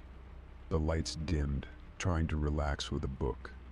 The silence of the house was oppressive. As I turned a page, a noise came from the hallway, a faint rustling sound, like something being dragged across the floor. I froze, listening intently. The noise stopped abruptly, and for a moment there was only silence. I held my breath and slowly stood up, creeping toward the hallway. The darkness seemed to press in on me, and the silence was almost deafening. I turned on the hallway light and found nothing out of place, no signs of disturbance, no new footprints, no additional notes. I scanned every inch of the hallway, my flashlight darting back and forth, but there was no sign of anyone. Exhausted and on edge, I returned to the living room, trying to calm my racing heart. The intrusion had left me scarred, unable to fully trust even the safety of my own home. The memory of that voicemail haunted me, a constant reminder of my vulnerability. I began to question whether I would ever feel secure again, whether my home would ever return to the sanctuary it once was. In the end, the true identity of the intruder remained a mystery, leaving me with a pervasive sense of unease. My home was now fortified and monitored, but the knowledge that someone had invaded my space, had watched me while I slept, lingered in the back of my mind. The trust I once had in the safety of my own environment was forever shattered. Story 13. It started subtly at first, a faint whisper just barely perceptible in the quiet of my apartment. At night, when the city was asleep and the hum of traffic had faded to a distant murmur, I began hearing it, a voice calling my name from the other side of the wall. I'd lie in bed, straining my ears, trying to decipher the words, but they always seemed just out of reach, like a half-remembered dream slipping through my fingers. I'd sit up, my heart racing, and press my ear against the wall, hoping to catch a clearer sound. Sometimes it was so soft that I questioned if it was my imagination. I'd convince myself it was just the wind or the building settling, but deep down, I knew it was something more. I'd go to my neighbors, knock on their doors, and ask if they'd heard anything unusual. They'd all look at me with blank stares, assuring me that they'd heard nothing out of the ordinary. They seemed unfazed, as though the walls were thick enough to keep out all but the loudest of sounds. The voice continued to grow more insistent, more desperate. It started as a soft murmur but soon became a repetitive, pleading call. Each night, the urgency in the voice intensified, and it seemed to echo through the apartment, growing louder as though someone or something was trying to break through. I tried to trace the source, moving from room to room, but there was no visible sign of anything amiss. The walls were solid, the building sturdy, and yet the voice persisted, like an unseen force reaching out for help. One evening, as the sun dipped below the horizon, I sat in the living room, unable to focus on anything other than the voice. I was becoming increasingly paranoid, the constant calling gnawing at my sanity. I paced the apartment, checking the windows, the doors, and even the heating ducts, desperate to find where the sound might be coming from. But every inspection yielded the same result, nothing out of the ordinary. As days turned into weeks, the voice grew louder and more desperate. It was as if it was clawing at the walls, trying to reach me. The sound was relentless, and I began to lose sleep. The once comfortable apartment had become a prison, the voice its warden. My work and social life suffered as I became consumed by the need to understand the source of the disembodied calls. I consulted building maintenance and asked them to investigate, but they too found nothing. They assured me that there were no leaks, no hidden pipes or wires that could be causing the noise. I even contacted a local paranormal investigator, hoping for some answers, but their visit brought no relief. They performed a brief inspection and found nothing unusual, dismissing my concerns as the result of stress or imagination. One night, as I sat in the darkness of my living room, the voice reached a crescendo of desperation. It was as though the caller was right next to me, screaming for help through the walls. The intensity was overwhelming, and I felt my sanity fraying at the edges. I had no choice but to confront it directly. I grabbed a flashlight and a hammer and began to tap at the wall, hoping to find a hidden space or a conduit that might explain the source of the sound. The voice, however, seemed to respond to my efforts. It grew louder, more frantic, as if aware that I was trying to locate it. I continued to probe and pound, my frustration mounting, but there was nothing, no hidden cavities, no secret compartments, just solid, unyielding walls. Then, just as suddenly as it had started, the voice ceased. The apartment fell into a heavy silence, the kind that presses down on you and makes every small noise your own breathing. The rustle of your clothes seemed amplified. The sudden quiet was almost more unnerving than the voice had been. It was as if the presence that had been calling my name had abruptly vanished, leaving an emptiness that filled the space where the sound had once been. I spent that night in a state of anxious alertness, the silence oppressive and unsettling. Every creak of the building, every distant sound from the street seemed amplified, and the weight of the silence felt like it was closing in on me. I lay awake, staring at the ceiling, trying to make sense of what had happened. Over the following days, the absence of the voice made the apartment feel eerily empty. The silence was so profound that it became its own kind of presence, filling every corner with a heavy, suffocating weight. I tried to return to normalcy, but the shadow of the voice's desperation lingered, a ghost of a memory that haunted my thoughts. I continued to investigate, hoping to find an explanation, but the building remained unchanged, and no further answers emerged. I spoke with more neighbors, but their responses were the same as before, nothing out of the ordinary. The building's history revealed no clues, no previous incidents that could explain the mysterious calls. To this day, I never discovered who or what was behind the voice. The apartment returned to its former state of quiet, but I never felt the same comfort within its walls. The memory of that desperate, haunting call remained with me, a chilling reminder of the unknown. And as I moved on, I could never quite shake the feeling that something had been reaching out from beyond the wall, calling my name in the darkness. and I was left with the unsettling knowledge that some questions are never answered. Story 14. It all began one chilly autumn evening as I was heading home from work. My car had always been dependable, a reliable sedan with a few years on it, but nothing out of the ordinary. That evening, however, as I approached the driver's side door, I noticed something odd. The car's locks clicked open and shut by themselves. I paused, confused, then shrugged it off as a fluke. I slid into the driver's seat, started the engine, and drove off. As I drove, I noticed the radio switching on and off randomly. At first it was just static bursts, but then it began playing snippets of songs and talk shows, abruptly changing channels as if someone or something was fiddling with it. I reached out to adjust the dial, but the moment my hand touched it, the radio went silent. I glanced at the GPS screen, only to see it flashing with unfamiliar locations.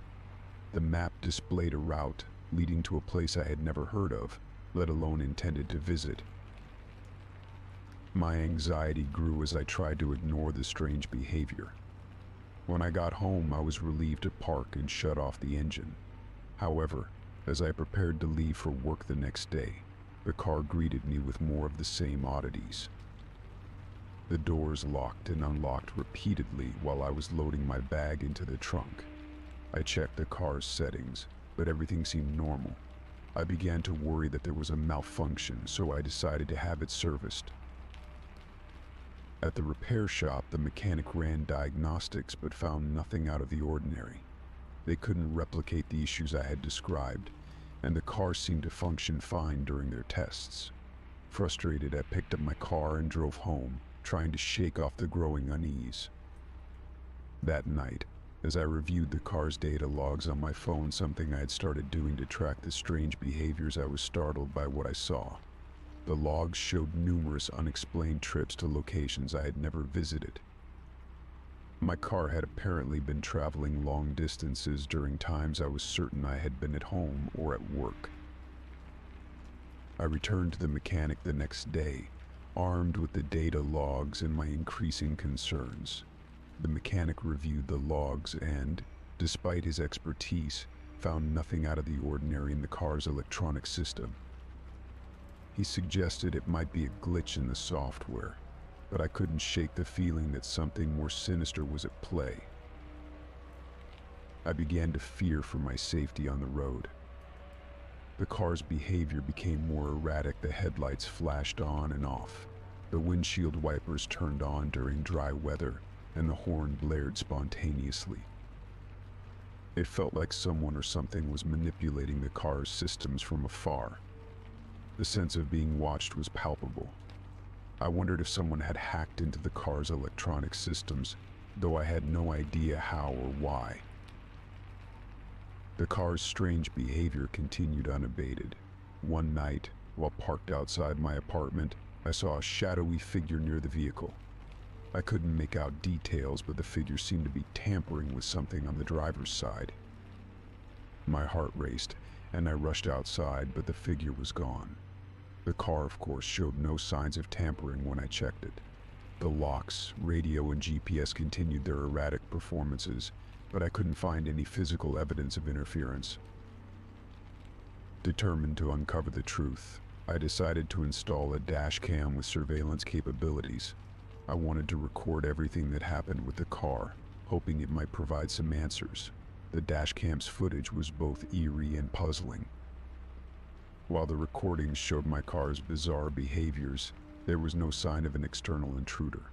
There were no shadowy figures or suspicious individuals, just the inexplicable actions of the vehicle itself. As weeks went by, my paranoia deepened. I started to take different routes to work, avoided driving at night, and even considered selling the car, though the thought of parting with it filled me with dread. The idea that someone could have such control over my car was unsettling. I feared for my safety every time I got behind the wheel. One evening I was driving home after a long day at work, my nerves frayed and my mind exhausted. The car's GPS suddenly recalibrated itself and began guiding me to an unfamiliar, remote location. My heart pounded as I followed the instructions, unable to shake the feeling that I was being led somewhere dangerous. When I finally arrived at the location, a deserted warehouse on the outskirts of town, I hesitated before getting out. The place was eerily silent, its dark, foreboding structure illuminated only by the dim glow of streetlights. I approached the building cautiously, my senses on high alert. The warehouse was abandoned, its windows boarded up and its doors rusted shut. Just as I was about to turn back, I heard a faint noise behind me, a sound like a door creaking open. I spun around, but there was nothing there. I quickly got back into my car and drove away, my mind racing with thoughts of who or what might have led me to that place. The experience left me shaken, but it also drove me to take drastic measures. I sought help from a cybersecurity expert who specialized in automotive technology. He conducted a thorough investigation and found that my car had been compromised by a sophisticated hacking device, one that allowed an external party to manipulate the vehicle's systems. The hacker's motives remained unclear, but the expert assured me that the device had been removed and my car's systems were now secure. With the immediate threat removed, I felt a sense of relief.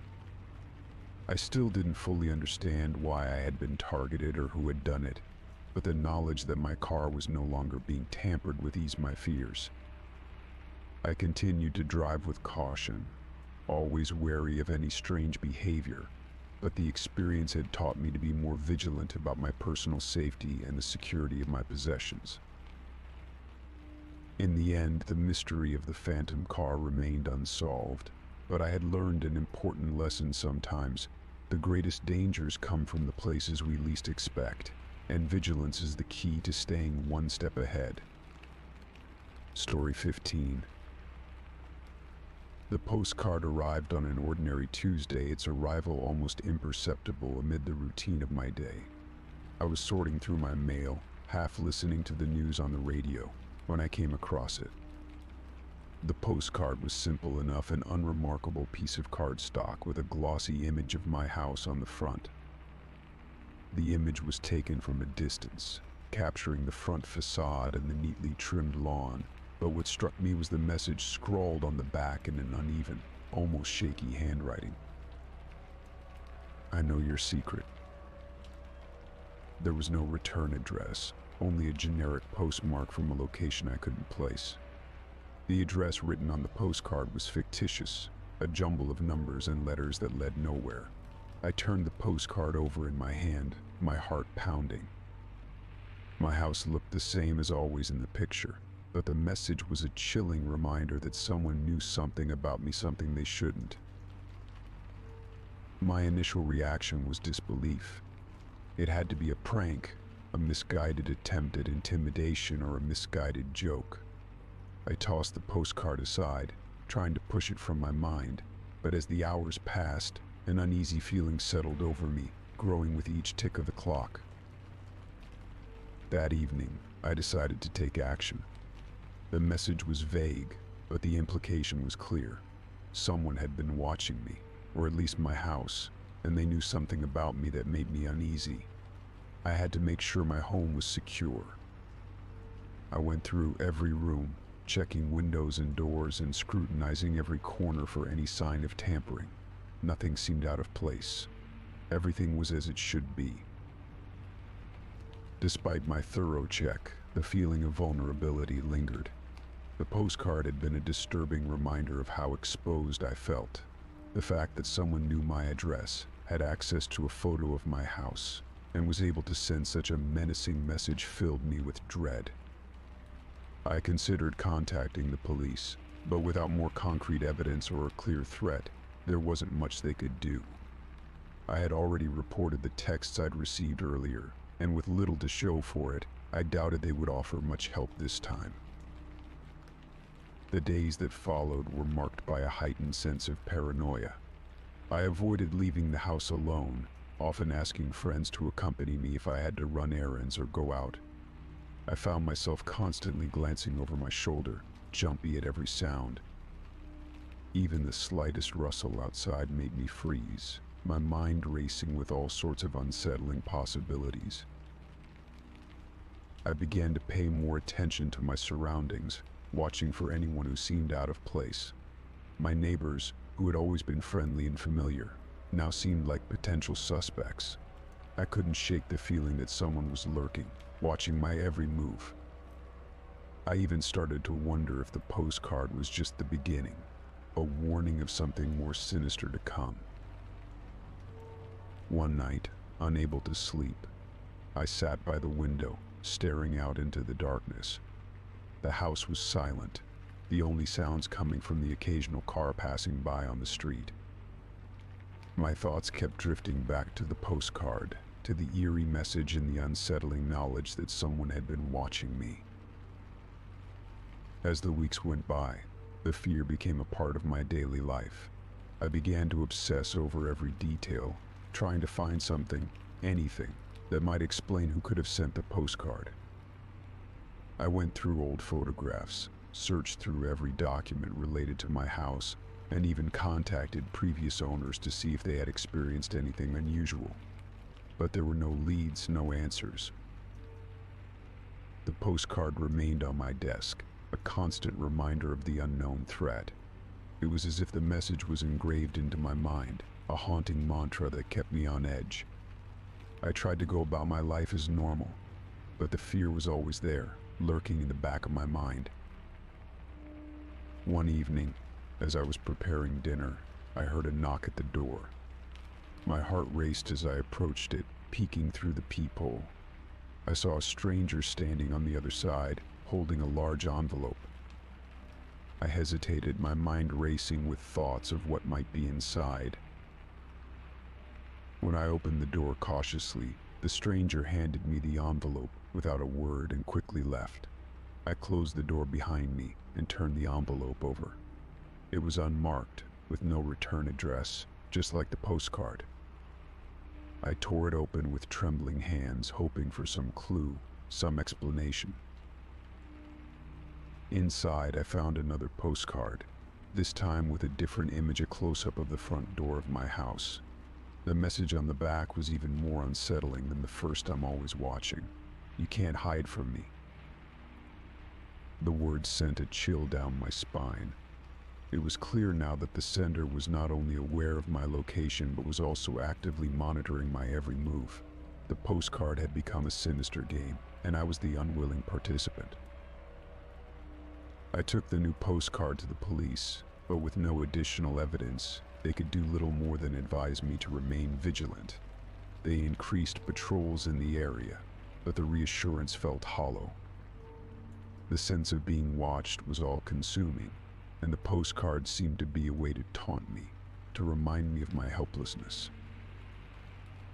As the months went by, the postcards stopped arriving. The silence was almost as unnerving as the messages had been. I remained on edge, constantly aware of my surroundings, and took extra precautions to secure my home. The knowledge that someone had once known so much about me and had intruded into my private space lingered, a haunting reminder of how vulnerable I had felt. In the end, the postcards had not only disturbed me but had changed the way I lived my life. I had become more cautious, more aware, and less trusting. The haunting messages were a stark reminder of the fear and anxiety that can accompany the unknown, leaving an indelible mark on my sense of security. Story 16.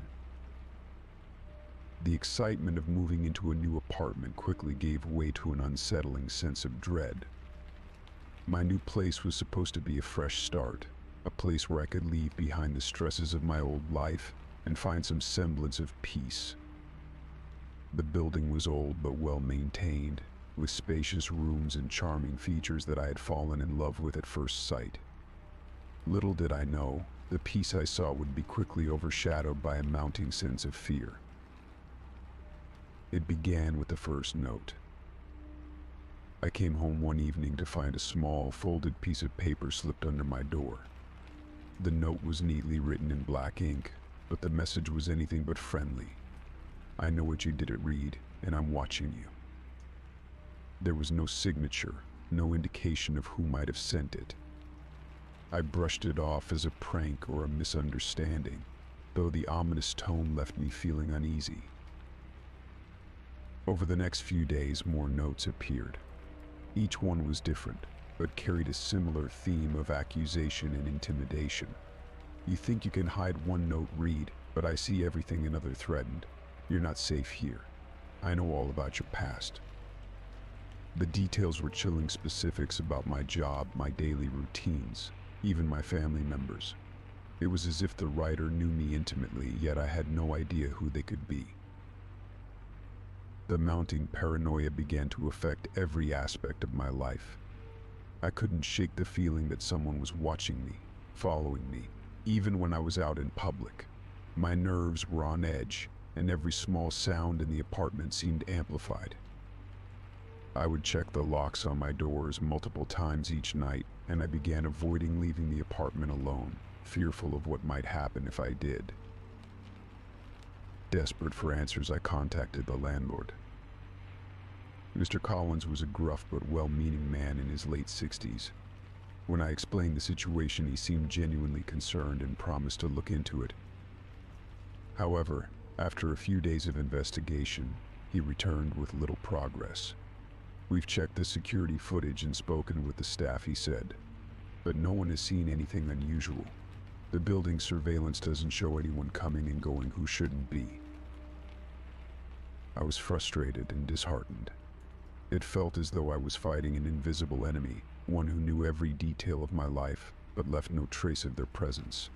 With no leads and no way to identify the source of the notes, I decided I needed to take matters into my own hands. That weekend, I installed a comprehensive security system in the apartment.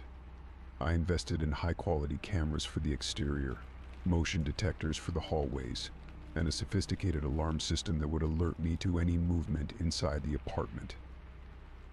The installation process was intrusive and expensive, but the peace of mind it promised was worth it. Once everything was set up, I felt a slight reprieve.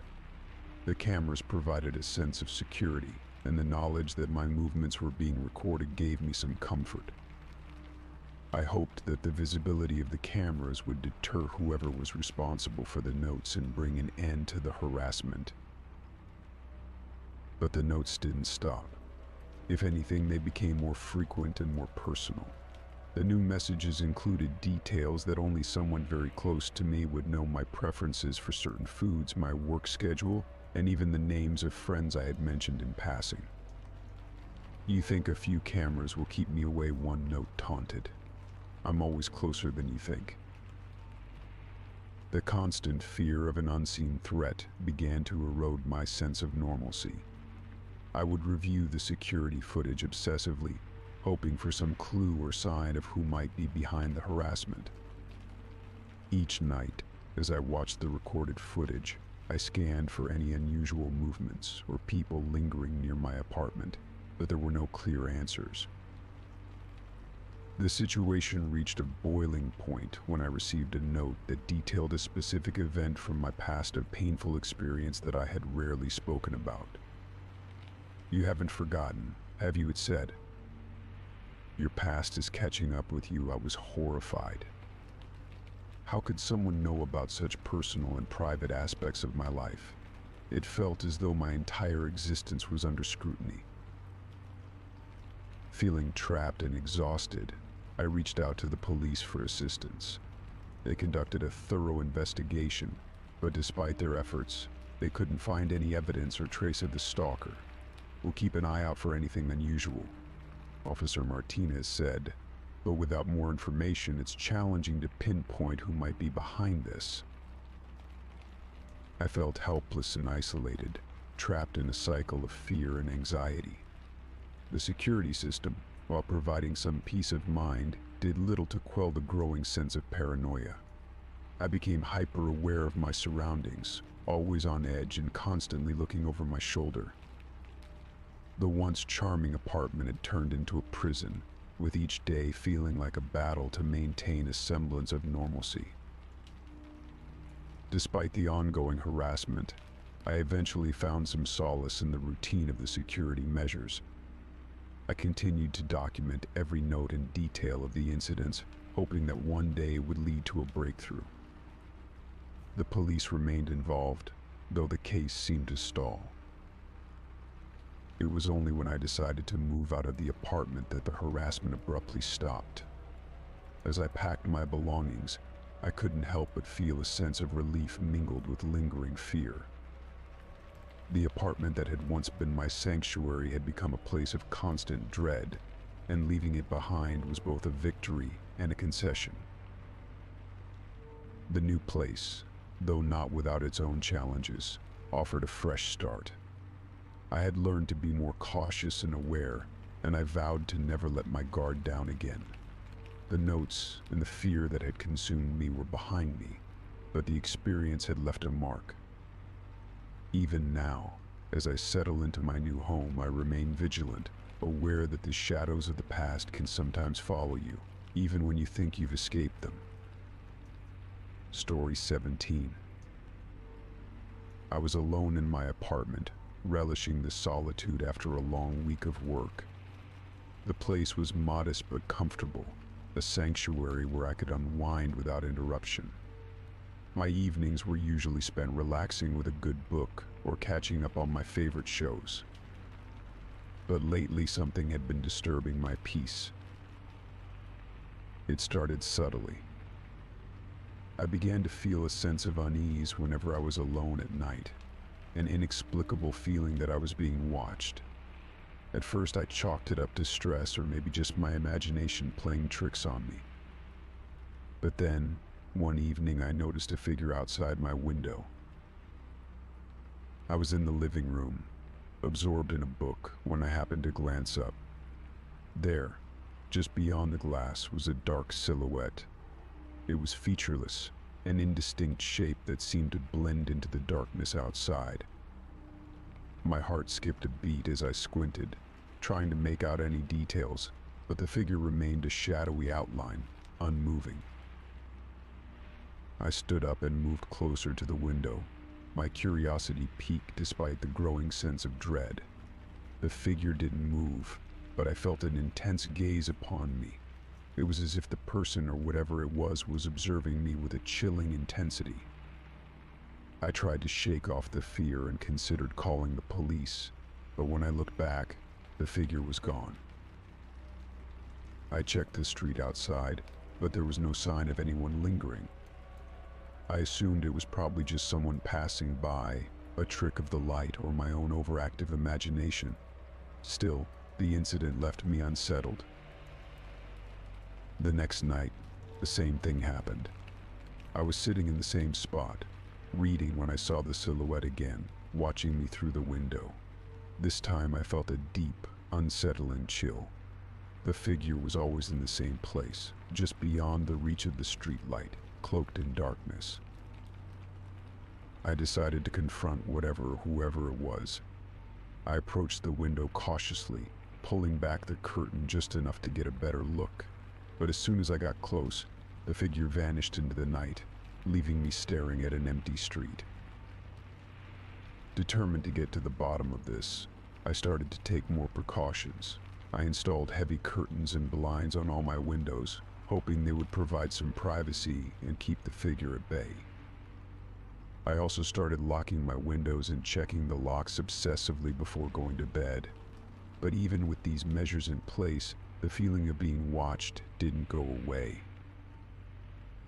I began to keep a small flashlight on my nightstand, just in case I needed to check outside in the middle of the night. I also started keeping my phone close, ready to call for help if necessary. But the figure never reappeared while I was actively looking for it. It was as if it knew exactly when to disappear. The anxiety began to take its toll on me. I found myself jumping at every sound, and I couldn't shake the feeling that someone was always lurking just out of sight. My sleep became fitful, plagued by dreams of dark silhouettes and shadowy figures. I started avoiding the living room at night, preferring to stay in the safety of my bedroom with the door locked. One evening, after a particularly long day, I was determined to relax. I prepared a nice dinner, set up a cozy spot on the couch, and tried to unwind. I was almost successful in forgetting the eerie feeling that had plagued me, until I happened to glance towards the window. There was again the silhouette, watching me from the darkness. This time, I felt a surge of frustration. I grabbed my flashlight and headed for the window. I yanked the curtains open and shone the light outside, but the figure was gone. My hands were trembling and I felt a mix of anger and fear. I stood there for a few minutes, hoping to catch a glimpse of whatever had been tormenting me, but there was nothing. I decided it was time to take more drastic measures. The next morning, I contacted a local security company and had cameras installed around my apartment. I also requested a consultation with a security expert to ensure that my home was as secure as possible.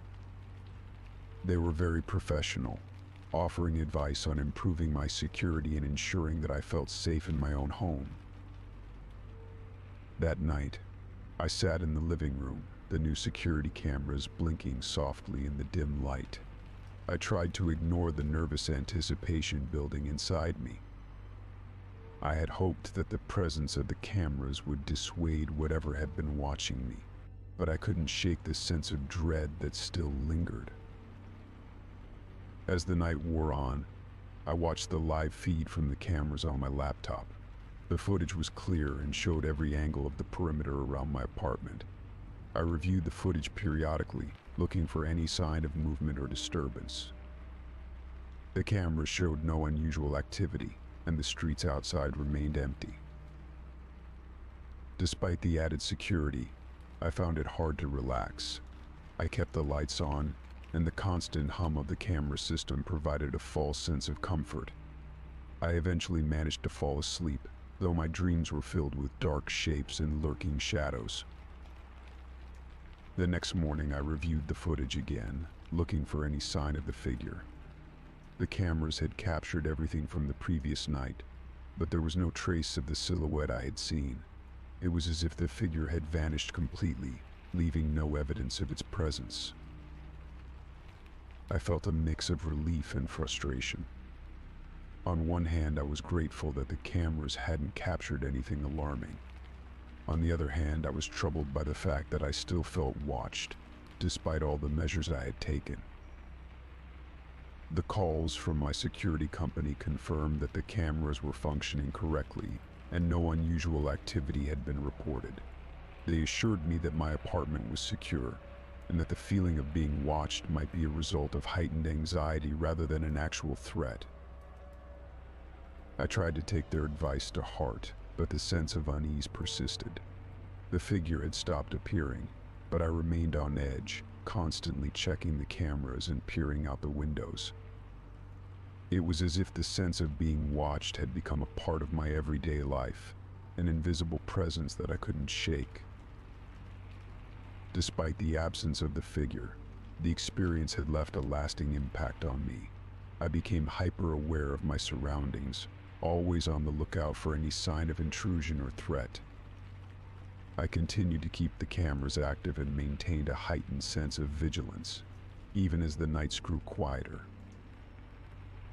In the end, I learned to live with the lingering anxiety, adapting to a new normal, where the sense of being watched was a constant, if unwelcome, companion. The figure never returned, and I hoped it never would. But the feeling of being observed had changed me, leaving me more cautious and aware of the shadows that lurked just beyond the edges of my vision. Story 18.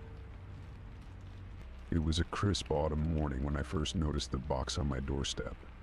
The day had started like any other, with the usual routine of grabbing coffee and heading to work.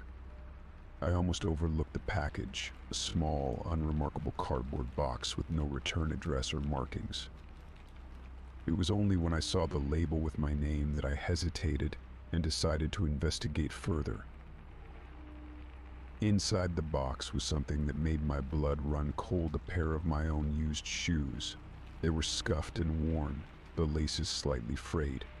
I recognized them immediately, a pair of old sneakers I had discarded weeks ago.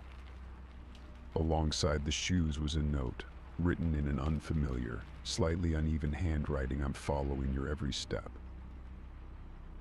My heart raced as I stared at the shoes. How had someone gotten their hands on them? More importantly, who was behind this unnerving message? I tried to calm myself and consider the possibilities. Maybe it was a prank from a friend, though none of my friends had ever been this intrusive or sinister. To be sure, I decided to check my home security cameras. The cameras covered every angle of my front porch, and I was confident they would have recorded any unusual activity. I pulled up the footage from the previous night and began to watch. What I saw only deepened my unease. There was no footage of anyone dropping off the package.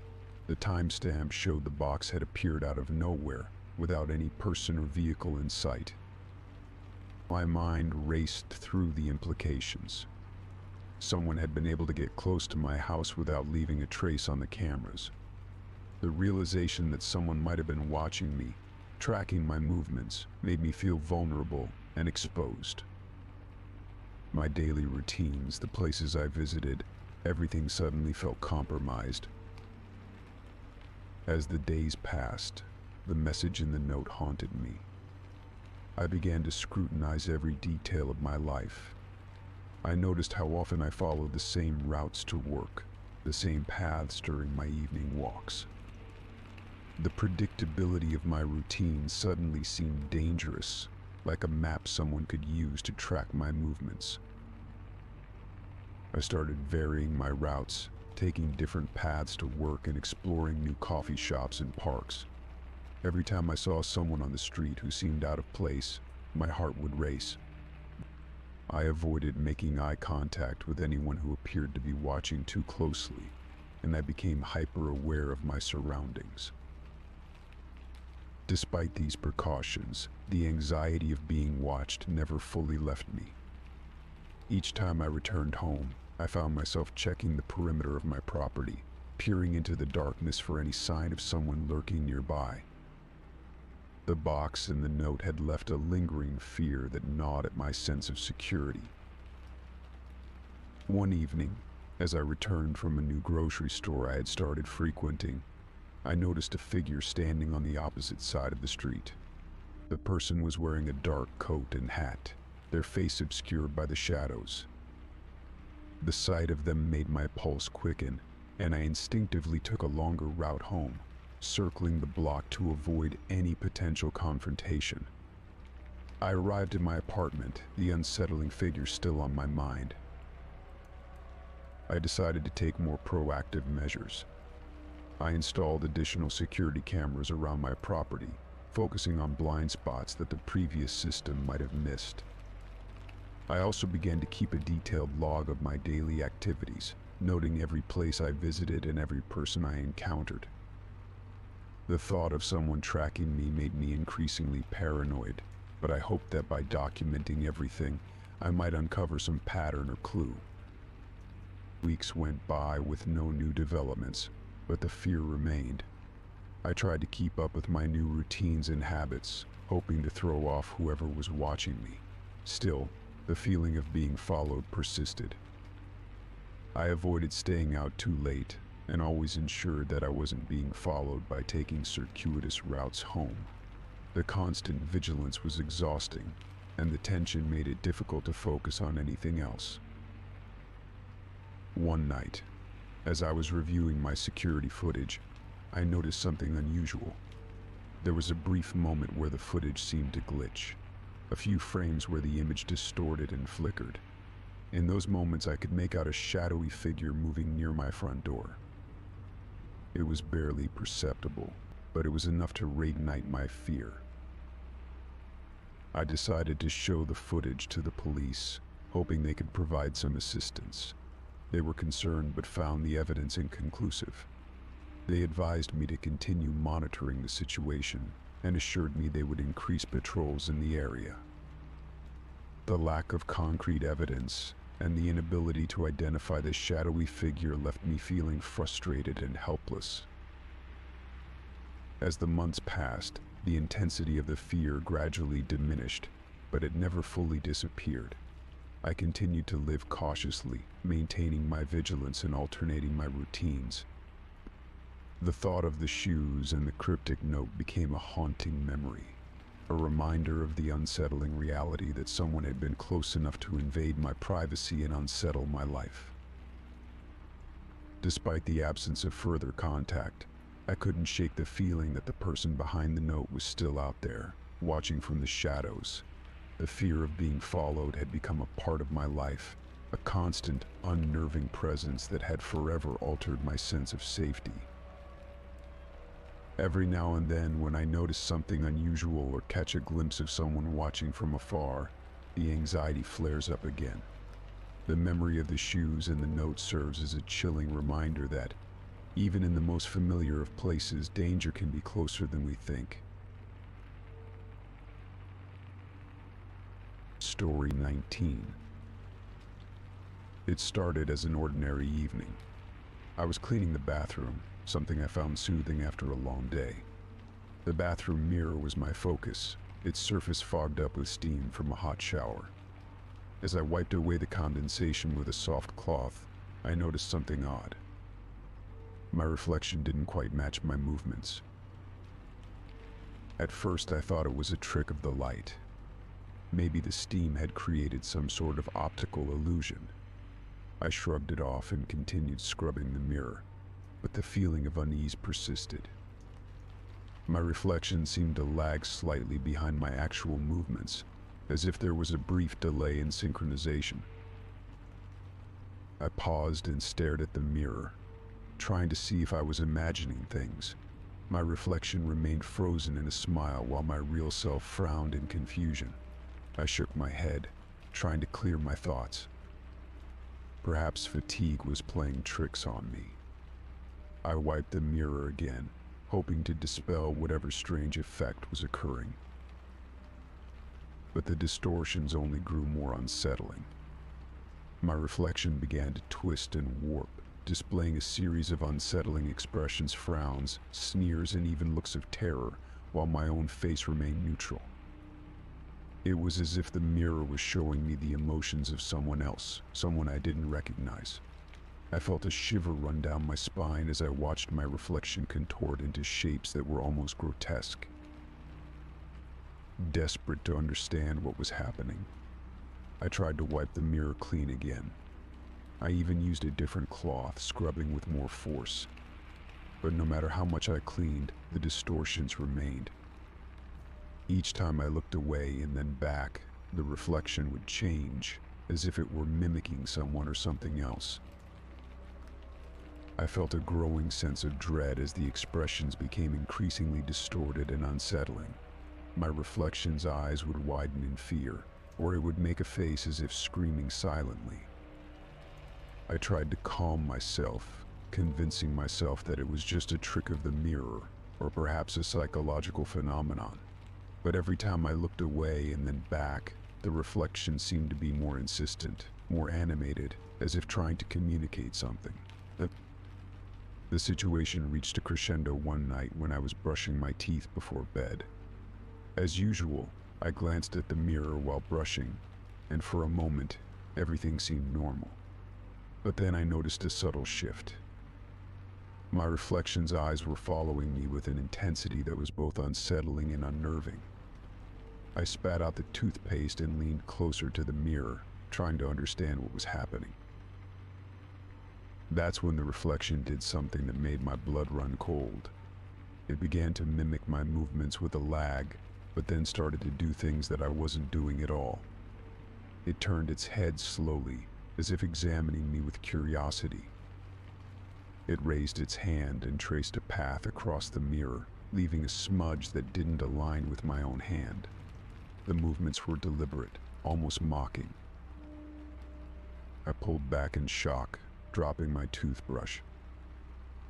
The reflection followed my every move, mimicking my startled reaction but with an eerie delay. My reflection's eyes widened in a way that suggested it was looking at something behind me, even though I was alone in the room. I felt a cold sweat break out on my forehead as I turned to see if anyone was there, but the room remained empty. Each subsequent night, the distortions grew more intense. My reflection seemed to take on a life of its own, showing me different scenes, sometimes even mirroring actions that I wasn't performing. Once it appeared as though my reflection was engaged in a silent conversation with an invisible entity, its lips moving in a way that suggested words without sound. I began to fear looking into the mirror, avoiding the bathroom as much as possible. When I did have to use it, I would keep my eyes averted, focusing on other tasks to avoid the growing terror. I installed a curtain over the mirror, hoping to block out whatever malevolent force seemed to be taking hold. Despite these precautions, the sense of unease never left me. Even with the curtain drawn, I could feel the presence of something watching me. The distortions in the mirror had left me feeling like a prisoner in my own home, trapped by an unknown force that was trying to communicate or perhaps torment me. In a final attempt to understand the phenomenon, I reached out to a local historian who specialized in the supernatural. After explaining my experiences, he suggested that old mirrors sometimes hold on to residual energies or entities. He recommended having the mirror blessed and then disposed of, claiming that it might rid the space of any lingering presence. With no other options left, I followed his advice. I arranged for a local priest to bless the mirror, and then carefully wrapped it in cloth before disposing of it. I replaced it with a new mirror, hoping that the issue had been resolved. The new mirror did not exhibit any strange behavior. My reflection was now normal, and the distortions had ceased. However, the experience left a lasting impression on me. I could no longer look at a mirror without feeling a twinge of apprehension, and the echoes of that unsettling night haunted me.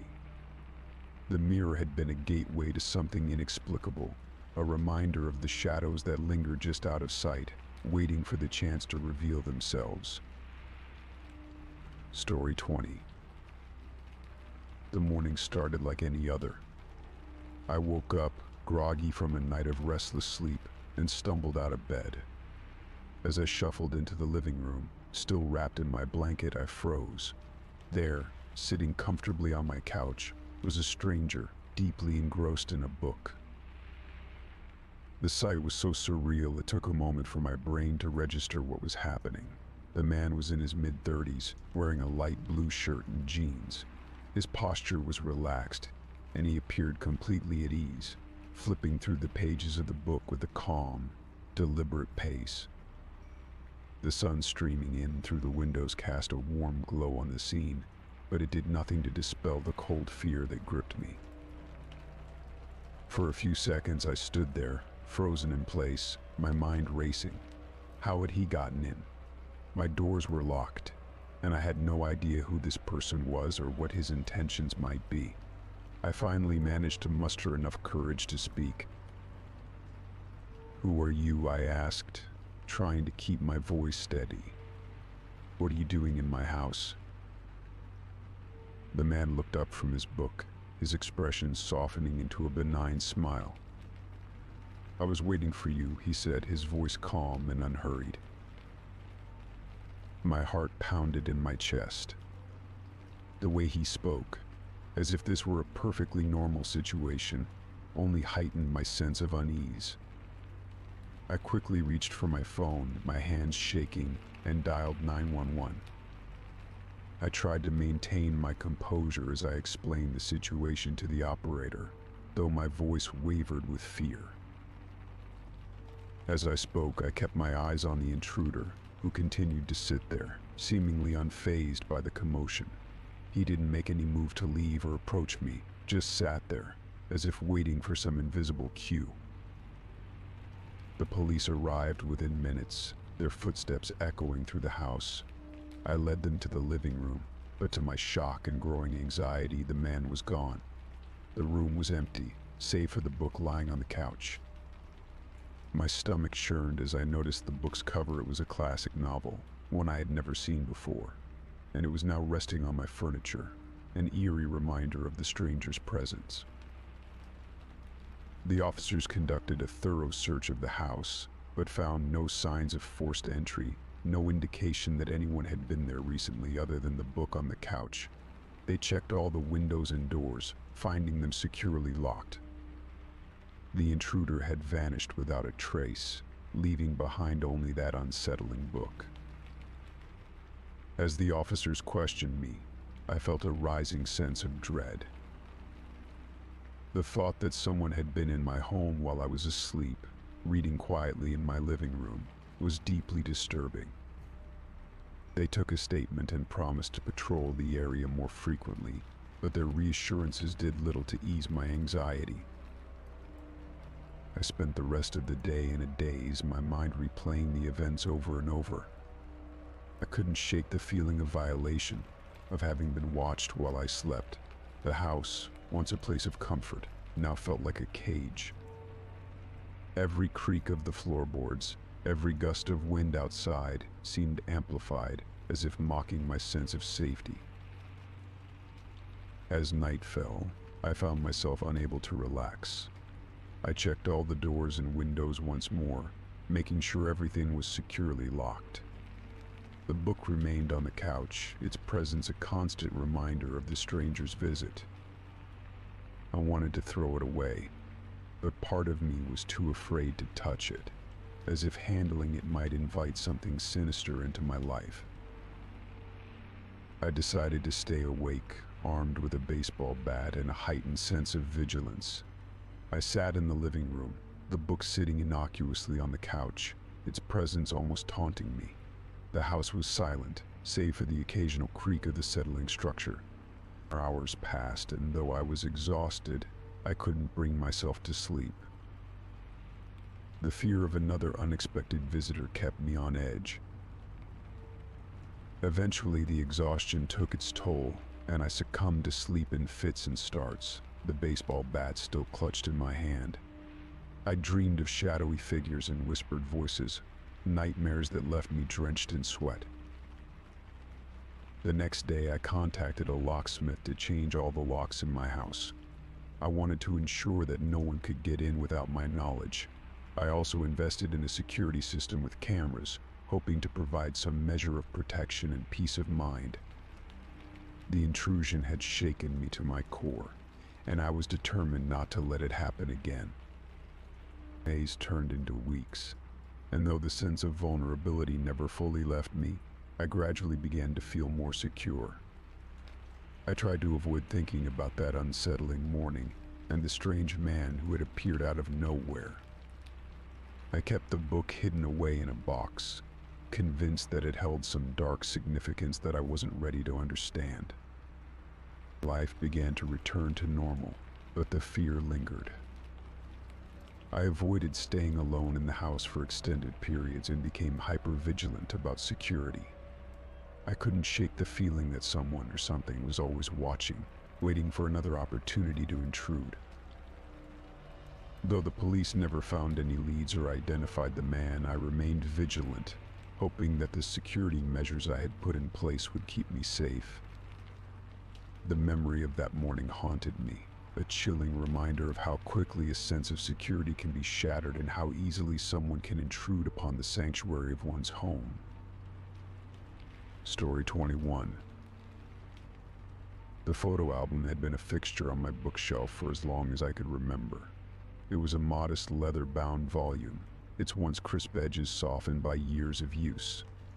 Inside were snapshots of my life, family gatherings, vacations, candid moments. Each photo was a fragment of my past, a tangible reminder of the people and experiences that had shaped me. I often flipped through it, finding comfort in the familiar faces and memories. One evening, as I was tidying up my living room, I noticed the album was missing. I searched the entire room, checking under cushions, behind furniture, and in every nook and cranny, but it was nowhere to be found. I shrugged it off, thinking perhaps I had misplaced it or left it in another room. Days went by and I started to worry that it might have been accidentally thrown out or misplaced during a cleaning spree. Then, almost as if by magic, the album reappeared.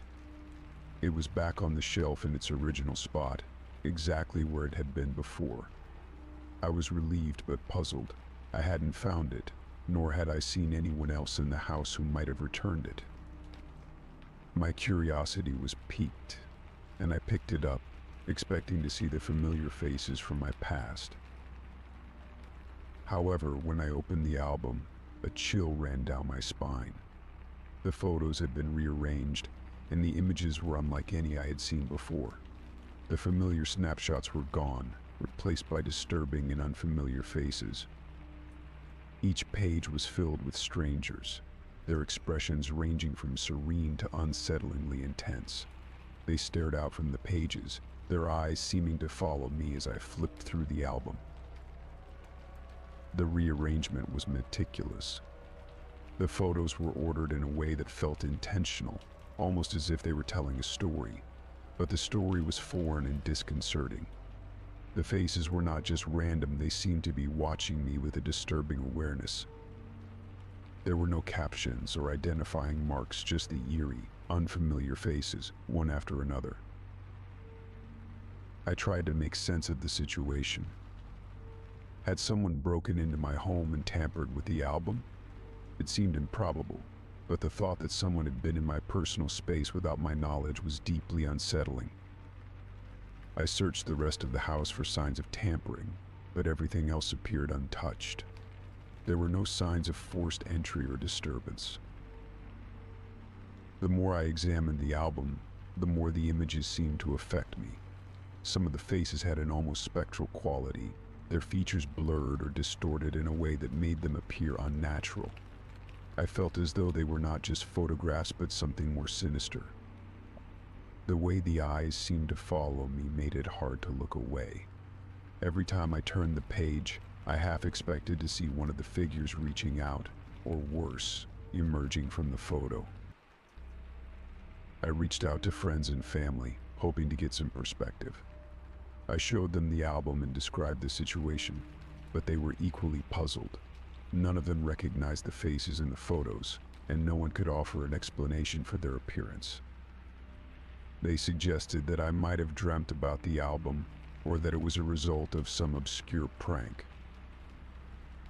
But the more I thought about it, the more the sense of intrusion grew. The photos were not just disturbing, they were a violation of my privacy. It felt as if someone had deliberately invaded my personal space and rearranged my memories to unsettle me. The album, once a cherished collection of moments from my life, had become a source of anxiety and fear. I decided to take the album to a local photo expert, hoping they could provide some insight. The expert examined the photos and confirmed that they were genuine prints, not digitally altered. However, they couldn't identify the subjects or explain how they had ended up in my album. Their inability to provide answers only added to my unease. As days turned into weeks, the album remained a constant source of dread. I tried to avoid looking at it, but it was hard to ignore the presence of those unsettling faces.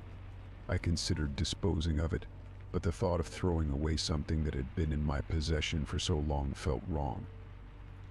I couldn't shake the feeling that getting rid of it might be admitting defeat, or worse, acknowledging that the intrusion had won.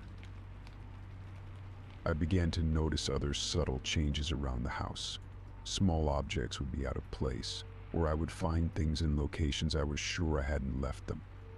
It was as if the house itself was conspiring to reinforce the feeling of unease that the album had introduced. Every creak of the floorboards or rustle of the curtains made me jump, and I became increasingly paranoid about my surroundings. I even began to wonder if the album was somehow connected to these occurrences. Had it somehow opened a door to something sinister, or was it merely a catalyst for my own growing anxiety? The constant presence of those unsettling faces made it hard to think clearly. Eventually, I decided to lock the album away in a box and store it in the attic, hoping that removing it from my immediate environment might help me regain a sense of normalcy. The attic was a dark, dusty space, rarely visited, and I hoped that by keeping it there I could distance myself from the feeling of intrusion it had brought. Despite my efforts, the unease remained. The faces from the album lingered in my mind, and the feeling of being watched persisted. The album had transformed from a simple collection of memories into a symbol of violation and fear. It was a constant reminder that even the most familiar and comforting things could be turned into sources of dread. Story 22. It was a quiet evening when my phone rang with an anonymous number. I was in the middle of cooking dinner, the aroma of garlic and herbs filling the kitchen.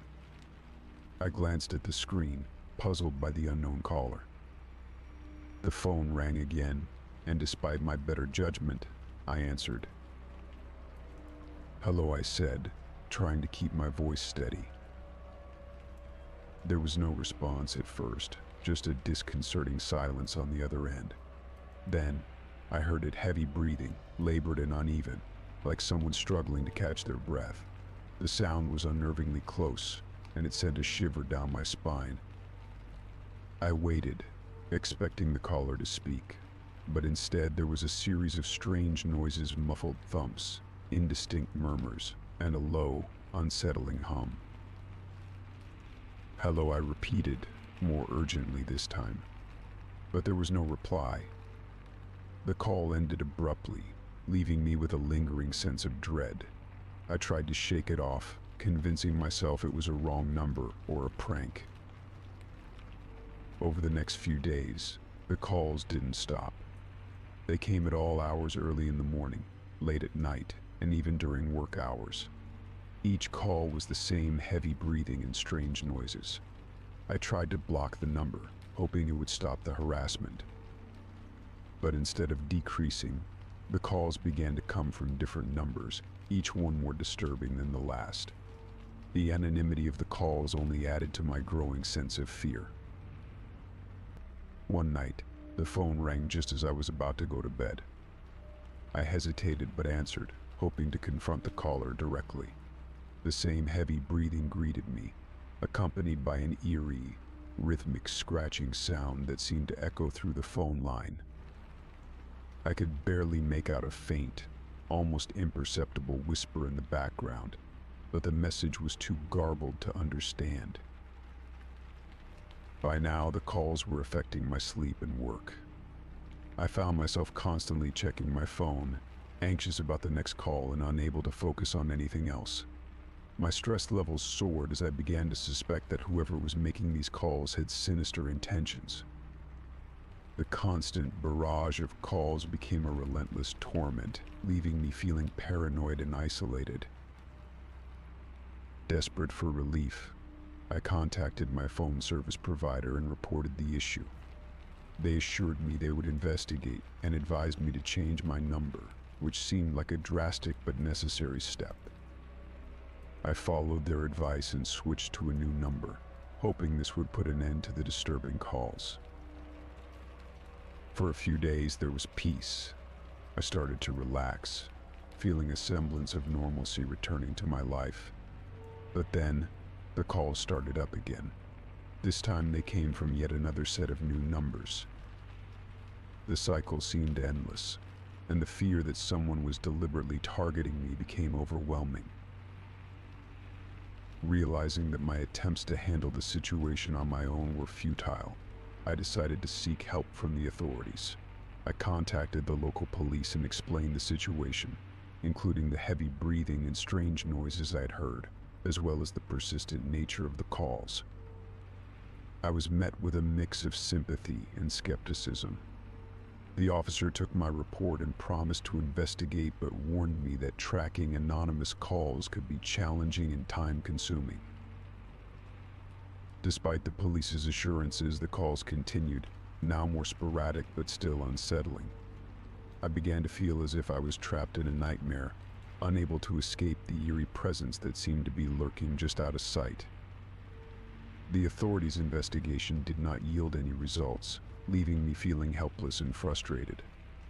I felt like a pawn in a cruel game, with no idea of who was orchestrating it or why. The relentless calls began to take a toll on my mental health. I avoided answering the phone whenever possible, fearing the unsettling sounds and whispers that had come to define my experiences.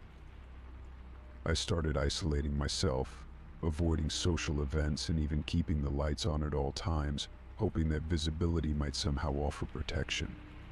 The constant anxiety made it difficult for me to concentrate on everyday tasks, and I became increasingly withdrawn and irritable. In an attempt to regain control, I started documenting each call meticulously. I noted the time, date, and any distinguishing features of the noises I heard. I hoped that this detailed record might provide the authorities with something useful. I also began exploring personal security measures, installing additional locks and a security camera at my home. I hoped that increased vigilance might help me feel safer, even if it didn't stop the calls. Despite my efforts, the calls continued intermittently, and the mystery of their origin remained unsolved. The weight of the unknown was the most disturbing part, as I could not figure out why I was being targeted or who was behind the harassment. The sense of violation and intrusion into my private space left me feeling perpetually on edge. Eventually, the calls began to taper off, though they never entirely ceased. I continued to receive the occasional call from unknown numbers, but the frequency diminished. I remained vigilant, always wary of the next call, but I also tried to reclaim some sense of normalcy in my life. The experience left a lasting impact on me. I became hyper-aware of my surroundings and more cautious about my privacy. The fear of being watched or followed became a constant undercurrent in my daily life. Despite the passage of time, the unsettling memory of those calls remained with me, a chilling reminder of the vulnerability we all face in an increasingly connected world. Story 23. It was a typical Wednesday evening, and I had just returned home from a long day at work. I was looking forward to a quiet night, so I tossed my keys on the kitchen counter and headed to my bedroom to change into something more comfortable. As I was undressing, I noticed something odd, an unfamiliar glint of metal catching the light from the corner of my eye. At first, I thought it was just a misplaced object or a trick of the light. But as I investigated further, I discovered a small, inconspicuous camera hidden behind a loose panel in the bedroom wall. It was tiny, barely noticeable, but it was there, positioned in a way that suggested it had been deliberately placed to monitor my movements. My blood ran cold as I realized what I had found. My heart raced as I pulled the camera out and examined it closely. It was a modern device with a lens so small that it could easily be overlooked. The realization that someone had been watching me, possibly for weeks or even months, sent shivers down my spine. I felt a surge of panic and anger. How had this gone unnoticed? And more importantly, who had done this? Without wasting any time, I picked up my phone and dialed 911. I explained the situation to the operator, trying to keep my voice steady despite the rising tide of fear. Within minutes, the police arrived, and I showed them the camera I had found. They took it into evidence and began an investigation. The officers were professional and courteous, but I could tell from their expressions that they were as disturbed by the discovery as I was. They conducted a thorough search of my home, checking for other hidden devices or signs of tampering. They interviewed me about any recent strange occurrences or suspicious individuals I might have noticed. I told them about the occasional strange noises and the feeling of being watched, but I hadn't suspected anything as sinister as this. The police took the camera for forensic analysis, hoping to find any clues about its origin or the person who had placed it. They promised to keep me updated on their progress, but as days turned into weeks, their updates were few and far between. The forensic results were inconclusive. There were no fingerprints, no identifying marks, and the camera's data didn't lead to any concrete leads. It seemed to be a dead end. The violation of my privacy had a profound effect on me. I found myself constantly on edge, unable to shake the feeling that I was being watched even when I was alone. The safety and comfort of my home were shattered, and every small noise or movement seemed magnified, a reminder of the intrusion I had experienced. I took it upon myself to conduct a more exhaustive search of my home, looking for any other hidden cameras or recording devices. I checked every nook and cranny, examining electrical outlets, vents, and any potential hiding spots. I even hired a professional to conduct a sweep of the property, but they found nothing. It was both a relief and a source of frustration. Relief that there were no more hidden devices, but frustration that I could not understand why someone had targeted me. The days turned into months, and life gradually returned to a semblance of normalcy. I tried to rebuild my sense of security, but the experience had left a lasting impact. I installed additional security measures, including surveillance cameras around the exterior of my home and motion detectors, hoping to regain some control over my environment. Despite these precautions, the psychological impact lingered. I became hyper-vigilant, constantly checking and rechecking locks and alarms. I avoided being alone in certain parts of my home, especially the bedroom where the camera had been found. Every unexpected sound or movement made my heart race, and I found it difficult to relax. I reached out to a counselor to help me process the trauma of the invasion. Through therapy, I began to understand the depth of my feelings and the ways in which the violation had affected my sense of safety and trust. It was a slow and difficult process, but I gradually began to feel more in control of my emotions. The mystery of the hidden camera remained unsolved, but I tried to focus on the things I could control. I kept in touch with the police, hoping for any updates, but none ever came. The investigation seemed to have gone cold, leaving me with unanswered questions and an unsettling sense of uncertainty. In time, I learned to live with the lingering unease, accepting that some answers might never come. I made efforts to reclaim my sense of safety, both physically and emotionally. I found solace in routines, in spending time with loved ones, and in rebuilding my trust in the security of my home. The hidden camera was a dark chapter in my life, a reminder of how fragile our sense of safety can be. But it also taught me about resilience and the importance of seeking help and support when faced with unsettling experiences. The shadow of that unknown observer may never fully disappear, but I learned to face it with strength and resolve, striving to live my life with the courage to move forward, despite the lingering echoes of fear. Story 24. It was a crisp October evening when I received an email that would change my sense of security forever. I had been home alone all day, catching up on work and enjoying the quiet. My only contact with the outside world was my laptop, which I used to keep in touch with friends, manage my schedule, and occasionally watch videos. But on that particular evening, an email arrived that sent a chill down my spine. The email was simple, devoid of any sender information or subject line. I almost deleted it out of habit, assuming it was just another spam message, but something about it made me pause. I hesitated for a moment before opening it. Inside was a video file attachment. Curiosity and a sense of foreboding combined as I clicked on the file and waited for it to load. The video began playing, and my blood ran cold. The footage showed various rooms of my house captured from angles I hadn't noticed. It was clear that the video had been taken from hidden cameras or other discreet locations. I saw my living room, my kitchen, even my bedroom, all displayed with unsettling clarity. The most disturbing part was seeing myself move about my day, oblivious to the fact that I was being watched. The video seemed to be recorded over several hours. It showed me making coffee, working at my desk, and even lounging on the couch while reading a book. It was as though I had been under constant surveillance. The footage was edited together seamlessly, and there were no signs of tampering or glitches, just a chilling, omnipresent gaze.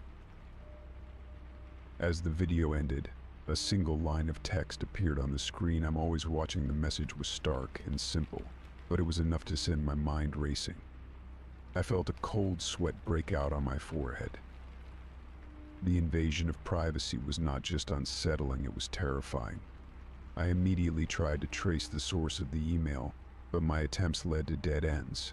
The email address was untraceable, and the IP address of the sender was masked, offering no clues as to who might be behind this disturbing act. I spent the rest of the evening in a state of heightened anxiety. I reviewed every corner of my home, searching for hidden cameras or signs of intrusion. I even climbed into the attic and checked behind the walls, but found nothing out of the ordinary. It was as though the footage had been captured by some invisible, all-seeing eye. I called the police, hoping they might be able to help. They assured me they would investigate, but the lack of concrete evidence made it difficult for them to act swiftly. They suggested installing security cameras around my home and being vigilant, but their advice offered little solace. The feeling of being watched persisted, gnawing at my sense of safety. The next few days were a blur of paranoia and unease. I couldn't shake the feeling that someone was lurking just out of sight, observing my every move.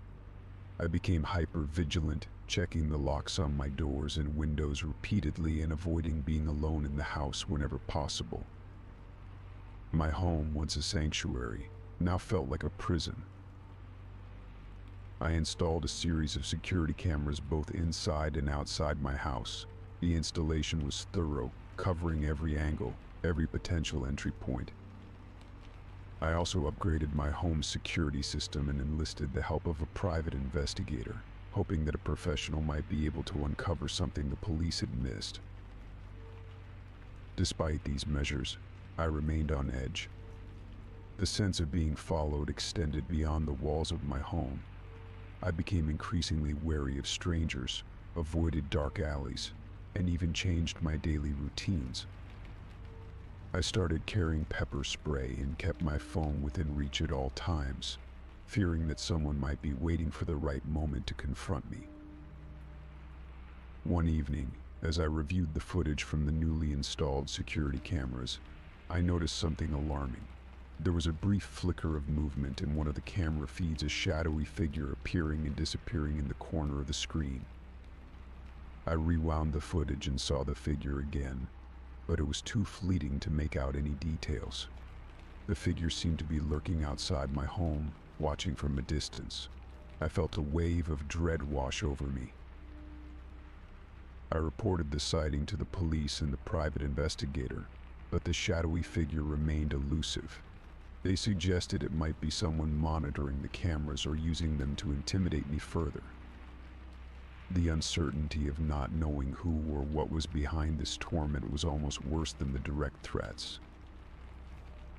As the weeks went by, the initial terror slowly morphed into a persistent anxiety. I became consumed by the need to feel safe and regain control over my life. I changed the locks on my doors again, upgraded my home security system, and took additional precautions to protect myself. I even started taking self-defense classes, hoping to build confidence and learn how to handle potential threats. Despite my efforts, the experience left a lasting impact. The invasion of my privacy and the haunting message of the video had shattered my sense of security. The constant vigilance had taken a toll on my mental and emotional well-being. I became more withdrawn, avoiding social interactions and focusing solely on maintaining my safety. The identity of the person behind the email and the video remained a mystery, and the feeling of being watched never completely faded. Although the security measures I implemented helped me regain a sense of control, the experience served as a harsh reminder of how vulnerable we can be in our own homes. The fear of the unseen observer lingered, a ghostly presence that kept me on edge, always questioning who might be watching from the shadows. Story 25. It started on an otherwise uneventful evening. I was settling into my favorite armchair with a book, the soft hum of the refrigerator providing a comforting background noise. As I turned the page, I heard a faint scratching sound coming from somewhere within the walls. At first, I dismissed it as the house settling or perhaps a loose wire. It wasn't uncommon for old homes to make peculiar noises. But as the days went by, the scratching grew more frequent and persistent. It wasn't a random sound, it was rhythmic and deliberate, as if someone or something was trying to communicate. The scratching seemed to follow me around the house. When I was in the living room, it would come from the walls behind me. When I moved to the kitchen, the sound would shift to the walls there. It was as if whatever was making the noise was shadowing my every move. The sound was unsettling, a constant reminder of an invisible presence. I began to feel like I was being watched, the scratching serving as a haunting, ever-present soundtrack to my daily life. My initial thoughts were that it might be pests, mice, or rats perhaps, but when the noises didn't subside, I decided to call an exterminator to get a professional opinion. The exterminator arrived on a cool autumn morning, carrying his toolkit and a confident air. He started by inspecting the usual places where pests might be found under the sink, behind the refrigerator, and in the attic. He set up traps and placed bait stations in strategic locations, confident that he would find the source of the scratching. I tried to explain how the scratching seemed to follow me and how it intensified when I attempted to locate it. He nodded, though I could see he was skeptical. Old houses can have all sorts of quirks, he said. We'll get it sorted out. Hours passed as he worked, checking every nook and cranny. When he finished, he looked at me with a puzzled expression. I didn't find anything unusual, he said. No droppings, no nests, not even any signs of gnawing. It's all clean. I felt a pang of frustration. If it wasn't pests, then what was causing the scratching? I thanked him for his time and paid him for his services, but as he left, I couldn't shake the feeling that something more sinister was at play. The scratching continued, and if anything, it seemed to grow louder. It was no longer a faint noise, but a persistent, almost frantic sound. It seemed to echo through the walls, a maddening rhythm that I could never quite pinpoint. Whenever I would go to investigate, it was as if the scratching would relocate, always just out of reach. I began to document the occurrences, noting the times and places where the scratching was most intense. It was a desperate attempt to find a pattern or a clue that might explain the phenomenon.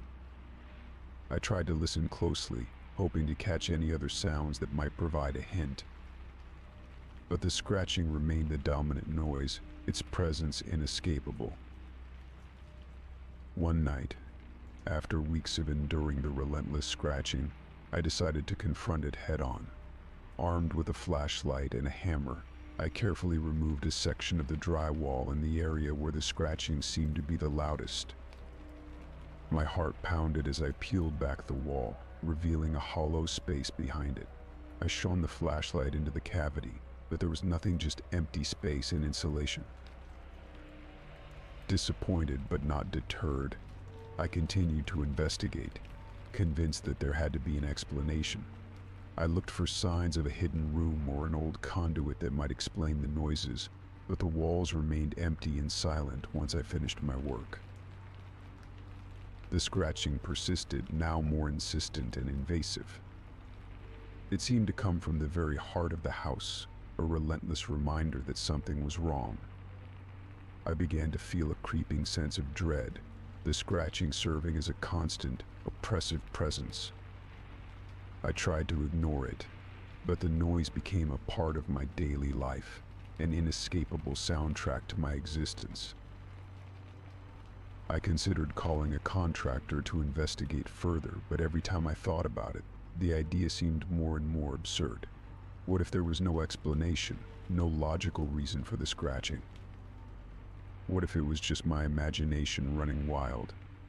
The thought of being labeled as irrational or paranoid kept me from taking that step. As the scratching continued, I found myself growing increasingly isolated. I avoided inviting friends over, not wanting to explain the strange noises that plagued my home. I spent more time outside, seeking solace in the fresh air and the quiet of the outside world. But even then, the scratching seemed to follow me, a lingering reminder that my home was no longer a place of comfort. One particularly stormy night, as the wind howled outside and rain battered against the windows, the scratching reached a fever pitch. It was as if the walls themselves were alive, writhing with a desperate, frantic energy. I could no longer ignore it. The sound was too intense, too pervasive. I sat in the darkened living room, the only light coming from the occasional flash of lightning. The scratching was louder than ever, a maddening cacophony that seemed to envelop the house. I felt a deep, primal fear, a sense that whatever was causing the scratching was not merely an annoyance, but a true threat. In a moment of sheer desperation, I reached out to a friend who was a paranormal investigator, hoping for a different kind of insight. She agreed to come over, intrigued by the peculiar nature of the noises. That night she arrived with her equipment, ready to conduct an investigation. We spent hours in the house, her tools picking up nothing unusual. She conducted EVP electronic voice phenomena sessions and used various sensors, but there was no evidence of anything supernatural or abnormal. She was as perplexed as I was, unable to provide any answers. As dawn approached, she left, promising to follow up with any findings. I was left alone with the scratching, which for the first time seemed to quiet down as if acknowledging the end of the investigation. I felt a mixture of relief and despair, realizing that the mystery of the scratching might never be fully resolved. The following days were marked by a tentative peace, the scratching reduced to a faint whisper. Yet the experience had left a lasting impact. The house, once a place of comfort, now held a shadow of unease. I remained vigilant, always listening for the telltale signs that the scratching might return. Despite the quiet, the sense of dread lingered. The scratching had been a haunting reminder of the unknown, a phenomenon that defied explanation and left me questioning the boundaries between reality and fear. The house had become a symbol of the mysteries that can lurk just beyond our understanding, a reminder that sometimes the true source of our fears may never be fully revealed. Story 26. The day started like any other. I woke up early, made coffee, and began my usual routine.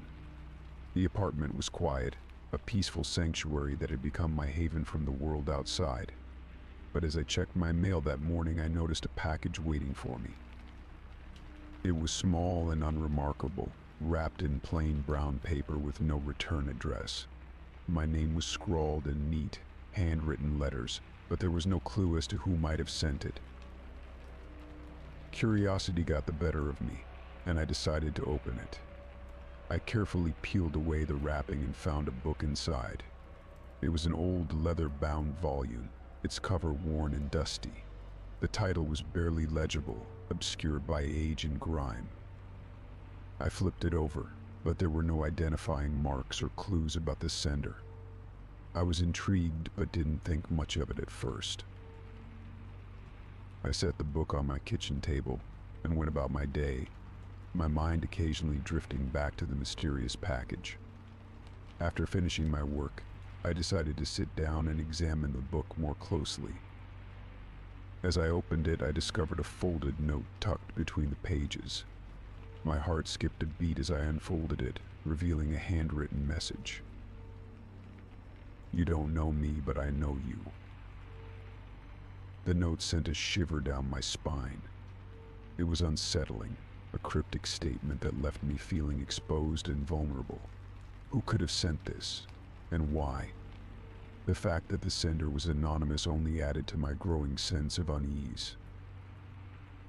I took a deep breath and flipped through the pages of the book, hoping for some context or explanation. What I found inside was even more disturbing. The pages were filled with handwritten notes, observations, and comments about my life. There were details about my daily routine, my work schedule, and even my recent activities. It was as if the book had been meticulously crafted to document my every move. The notes were disjointed and sometimes incoherent, but the underlying message was clear. Someone had been watching me, tracking my movements, and compiling a disturbing record of my life.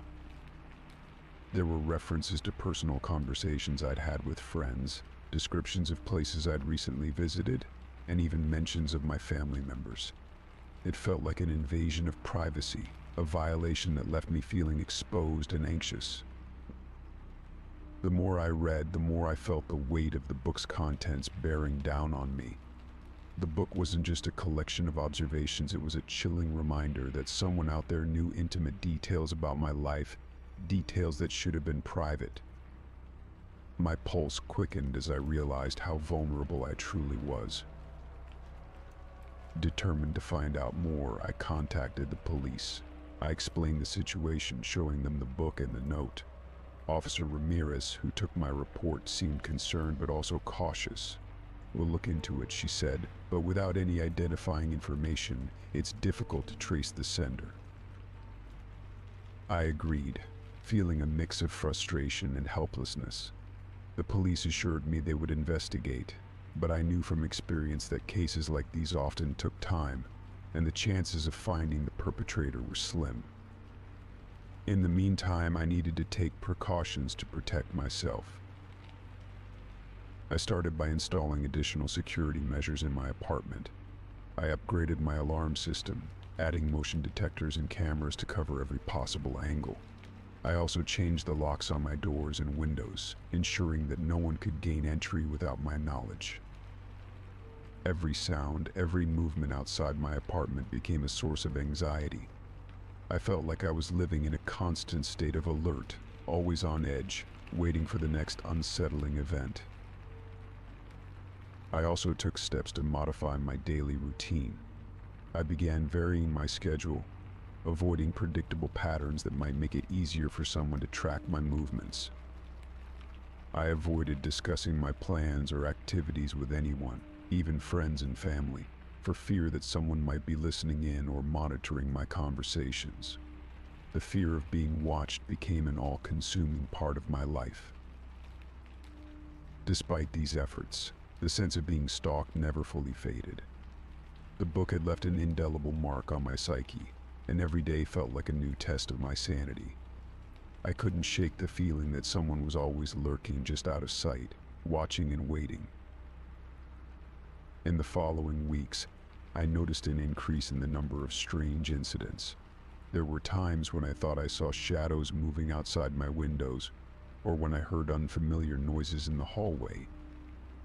The paranoia began to affect my relationships, as I became increasingly isolated, unable to trust even those closest to me. The book and the note remained a constant reminder of the threat that loomed over me. I kept them locked away in a safe, but the fear they represented was ever present.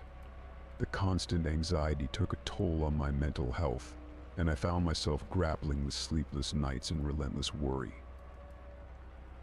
Eventually, the police provided an update. They had identified a few leads, but nothing conclusive. They advised me to continue with my security measures and to remain vigilant. Their assurances did little to ease my fears, but I took comfort in knowing that they were doing what they could to help. As time passed, the notes in the book remained a chilling reminder of the invasion of my privacy. Although the physical threats seemed to diminish, the psychological impact lingered. The apartment, once a place of refuge, had become a battleground for my peace of mind. Despite the ongoing fear, I tried to reclaim some semblance of normalcy. I resumed my social activities and attempted to rebuild my sense of security, though the shadow of the book still loomed large. The experience had left me more cautious and aware, forever changed by the unsettling reminder that there are people in the world who will go to great lengths to invade your privacy and control your life. The book and the notes served as a constant reminder of the fragility of security and the power of fear. Even as I moved forward and tried to put the experience behind me, the knowledge that someone had been watching, documenting, and intruding into my life would always remain a haunting memory. Story 27. It started with something small, a necklace I'd had since high school. I remembered taking it off and placing it on my dresser, but when I went to retrieve it the next day, it was gone. I searched the entire room, checking under furniture, behind dressers, and even inside drawers, but it was as if the necklace had vanished into thin air. At first, I thought I might have misplaced it, so I let it go, assuming it would turn up eventually. But then it happened again. This time, it was a pair of expensive earrings I'd recently bought. I had placed them in a jewelry box on my nightstand. A week later, they were nowhere to be found. I retraced my steps, checked every possible hiding place, and even asked friends if they had seen them, but no one had any idea where they might be. I couldn't shake the feeling that something was off, but I pushed the worry aside and decided it was just bad luck. When I replaced the missing items, I hoped that it was just a string of coincidences. I bought a new necklace and another pair of earrings, thinking that maybe I'd lost them during a hectic week or misplaced them while cleaning. But to my dismay, the new items disappeared just like the old ones. It was becoming a pattern, and the frequency of these losses started to worry me. The first few times I tried to convince myself that I was just being careless. Maybe I was forgetting where I'd put things or misplacing them in my cluttered apartment. But as the losses continued, the sense of unease grew. I began to feel like someone was deliberately taking my possessions, and the more items that went missing, the more paranoid I became. The situation escalated one evening when my laptop went missing. I had left it on the kitchen table while I went to take a shower. When I came back, it was gone. I searched the apartment thoroughly, checking every nook and cranny, but the laptop was nowhere to be found. I felt a pang of panic. It wasn't just a matter of replacing a piece of jewelry anymore. My laptop contained important work documents and personal files. I considered the possibility of a break-in, but found no signs of forced entry. The locks on the doors were intact, and nothing else in the apartment seemed disturbed. It was as if someone had taken only the items they wanted and left everything else untouched. I felt a growing sense of vulnerability, as if my home had become a target for someone who knew exactly what to take. I decided to install a few security cameras to keep an eye on things. I set them up around the apartment, hoping they would catch any suspicious activity. The cameras were discreet, hidden among everyday objects like picture frames and decorative items, so they wouldn't draw attention. The first night with the cameras was filled with anticipation. I watched the footage carefully, expecting to see someone sneaking around, but the cameras showed nothing unusual, no one entering or leaving the apartment, no strange movements. Everything appeared normal, and yet my belongings continued to disappear. One morning, after a particularly restless night, I was making coffee when I noticed that my favorite watch had vanished. I had left it on the kitchen counter the previous evening, but now it was gone. I felt a surge of frustration. I reviewed the security footage again, hoping that I had missed something. The video showed me making coffee and then leaving the kitchen, but there was no sign of anyone else entering the room. I began to think I was losing my mind. The constant disappearance of my possessions was taking a toll on me. I started double-checking every corner of my apartment, convinced that there was some hidden compartment or secret passage where my belongings were being stashed. I even contacted a locksmith to inspect the locks and ensure there were no hidden vulnerabilities, but they found nothing unusual. The next few weeks were marked by a growing sense of dread. The losses continued: my camera, a set of expensive headphones, even a small box of sentimental trinkets. I started keeping a journal to track the missing items and any patterns that might emerge. The journal revealed no discernible pattern, except for the fact that the items seemed to disappear with increasing frequency. One night, after a particularly unsettling day, I sat down in the living room, trying to calm my racing thoughts. I had recently replaced a few more items and I was anxiously waiting to see if they would disappear too. As I sat there, a strange noise caught my attention, a soft rustling sound coming from the hallway. My heart raced as I approached the source of the sound. I turned on the hallway light and saw nothing unusual. I checked the security footage, but the camera showed no movement or signs of intrusion. I felt a growing sense of paranoia, convinced that someone was still watching me, waiting for the right moment to strike. Determined to get to the bottom of this, I decided to set up a trap. I placed a few small, inexpensive items in plain sight, things that were easy to notice but not of great value. I wired a small, silent alarm to these items, hoping that if someone did take them, the alarm would alert me. I also made sure to keep a close watch on the cameras, monitoring them more frequently. The trap worked. One night, while I was awake, I heard the alarm go off. I rushed to the source of the sound and found a small, hidden compartment behind a loose panel in the wall. Inside, there were several of my missing items: jewelry, electronics, and other belongings that had disappeared over the past few weeks. It was as if someone had been hiding them there all along. I felt a mixture of relief and anger.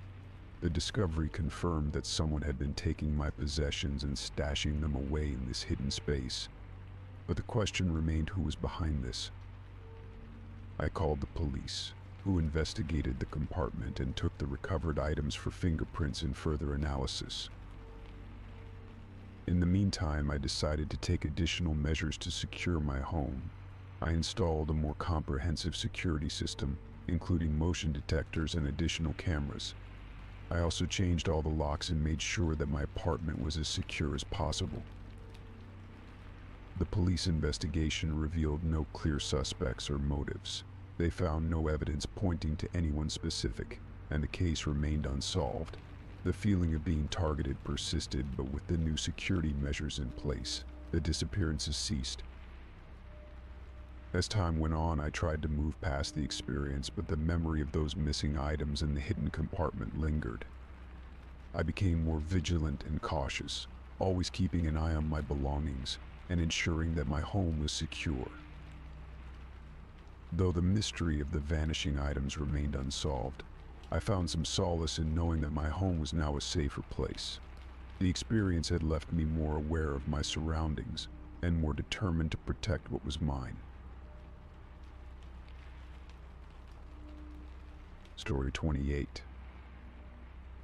It started on an overcast Tuesday, the kind of day where the sky seems permanently shrouded in gray and the world feels damp and cold. I had just returned home from work, eager to escape the dreary weather, when I noticed an unusual, rancid smell wafting through my apartment. It was a sickening, putrid odor that seemed to cling to the air and make my stomach churn.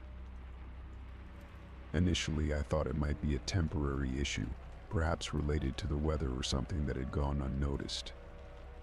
I began a thorough inspection, checking every corner of my small apartment. I looked for signs of mold, dead animals, or anything else that might cause such a foul stench.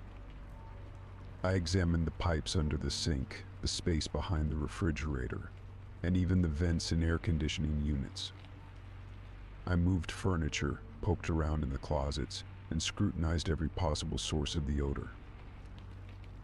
Despite my exhaustive search, I found nothing. The apartment was clean, with no signs of decay or damage. The smell was persistent, though, and seemed to grow stronger each time I was alone. My attempts to pinpoint its source proved fruitless, leaving me increasingly frustrated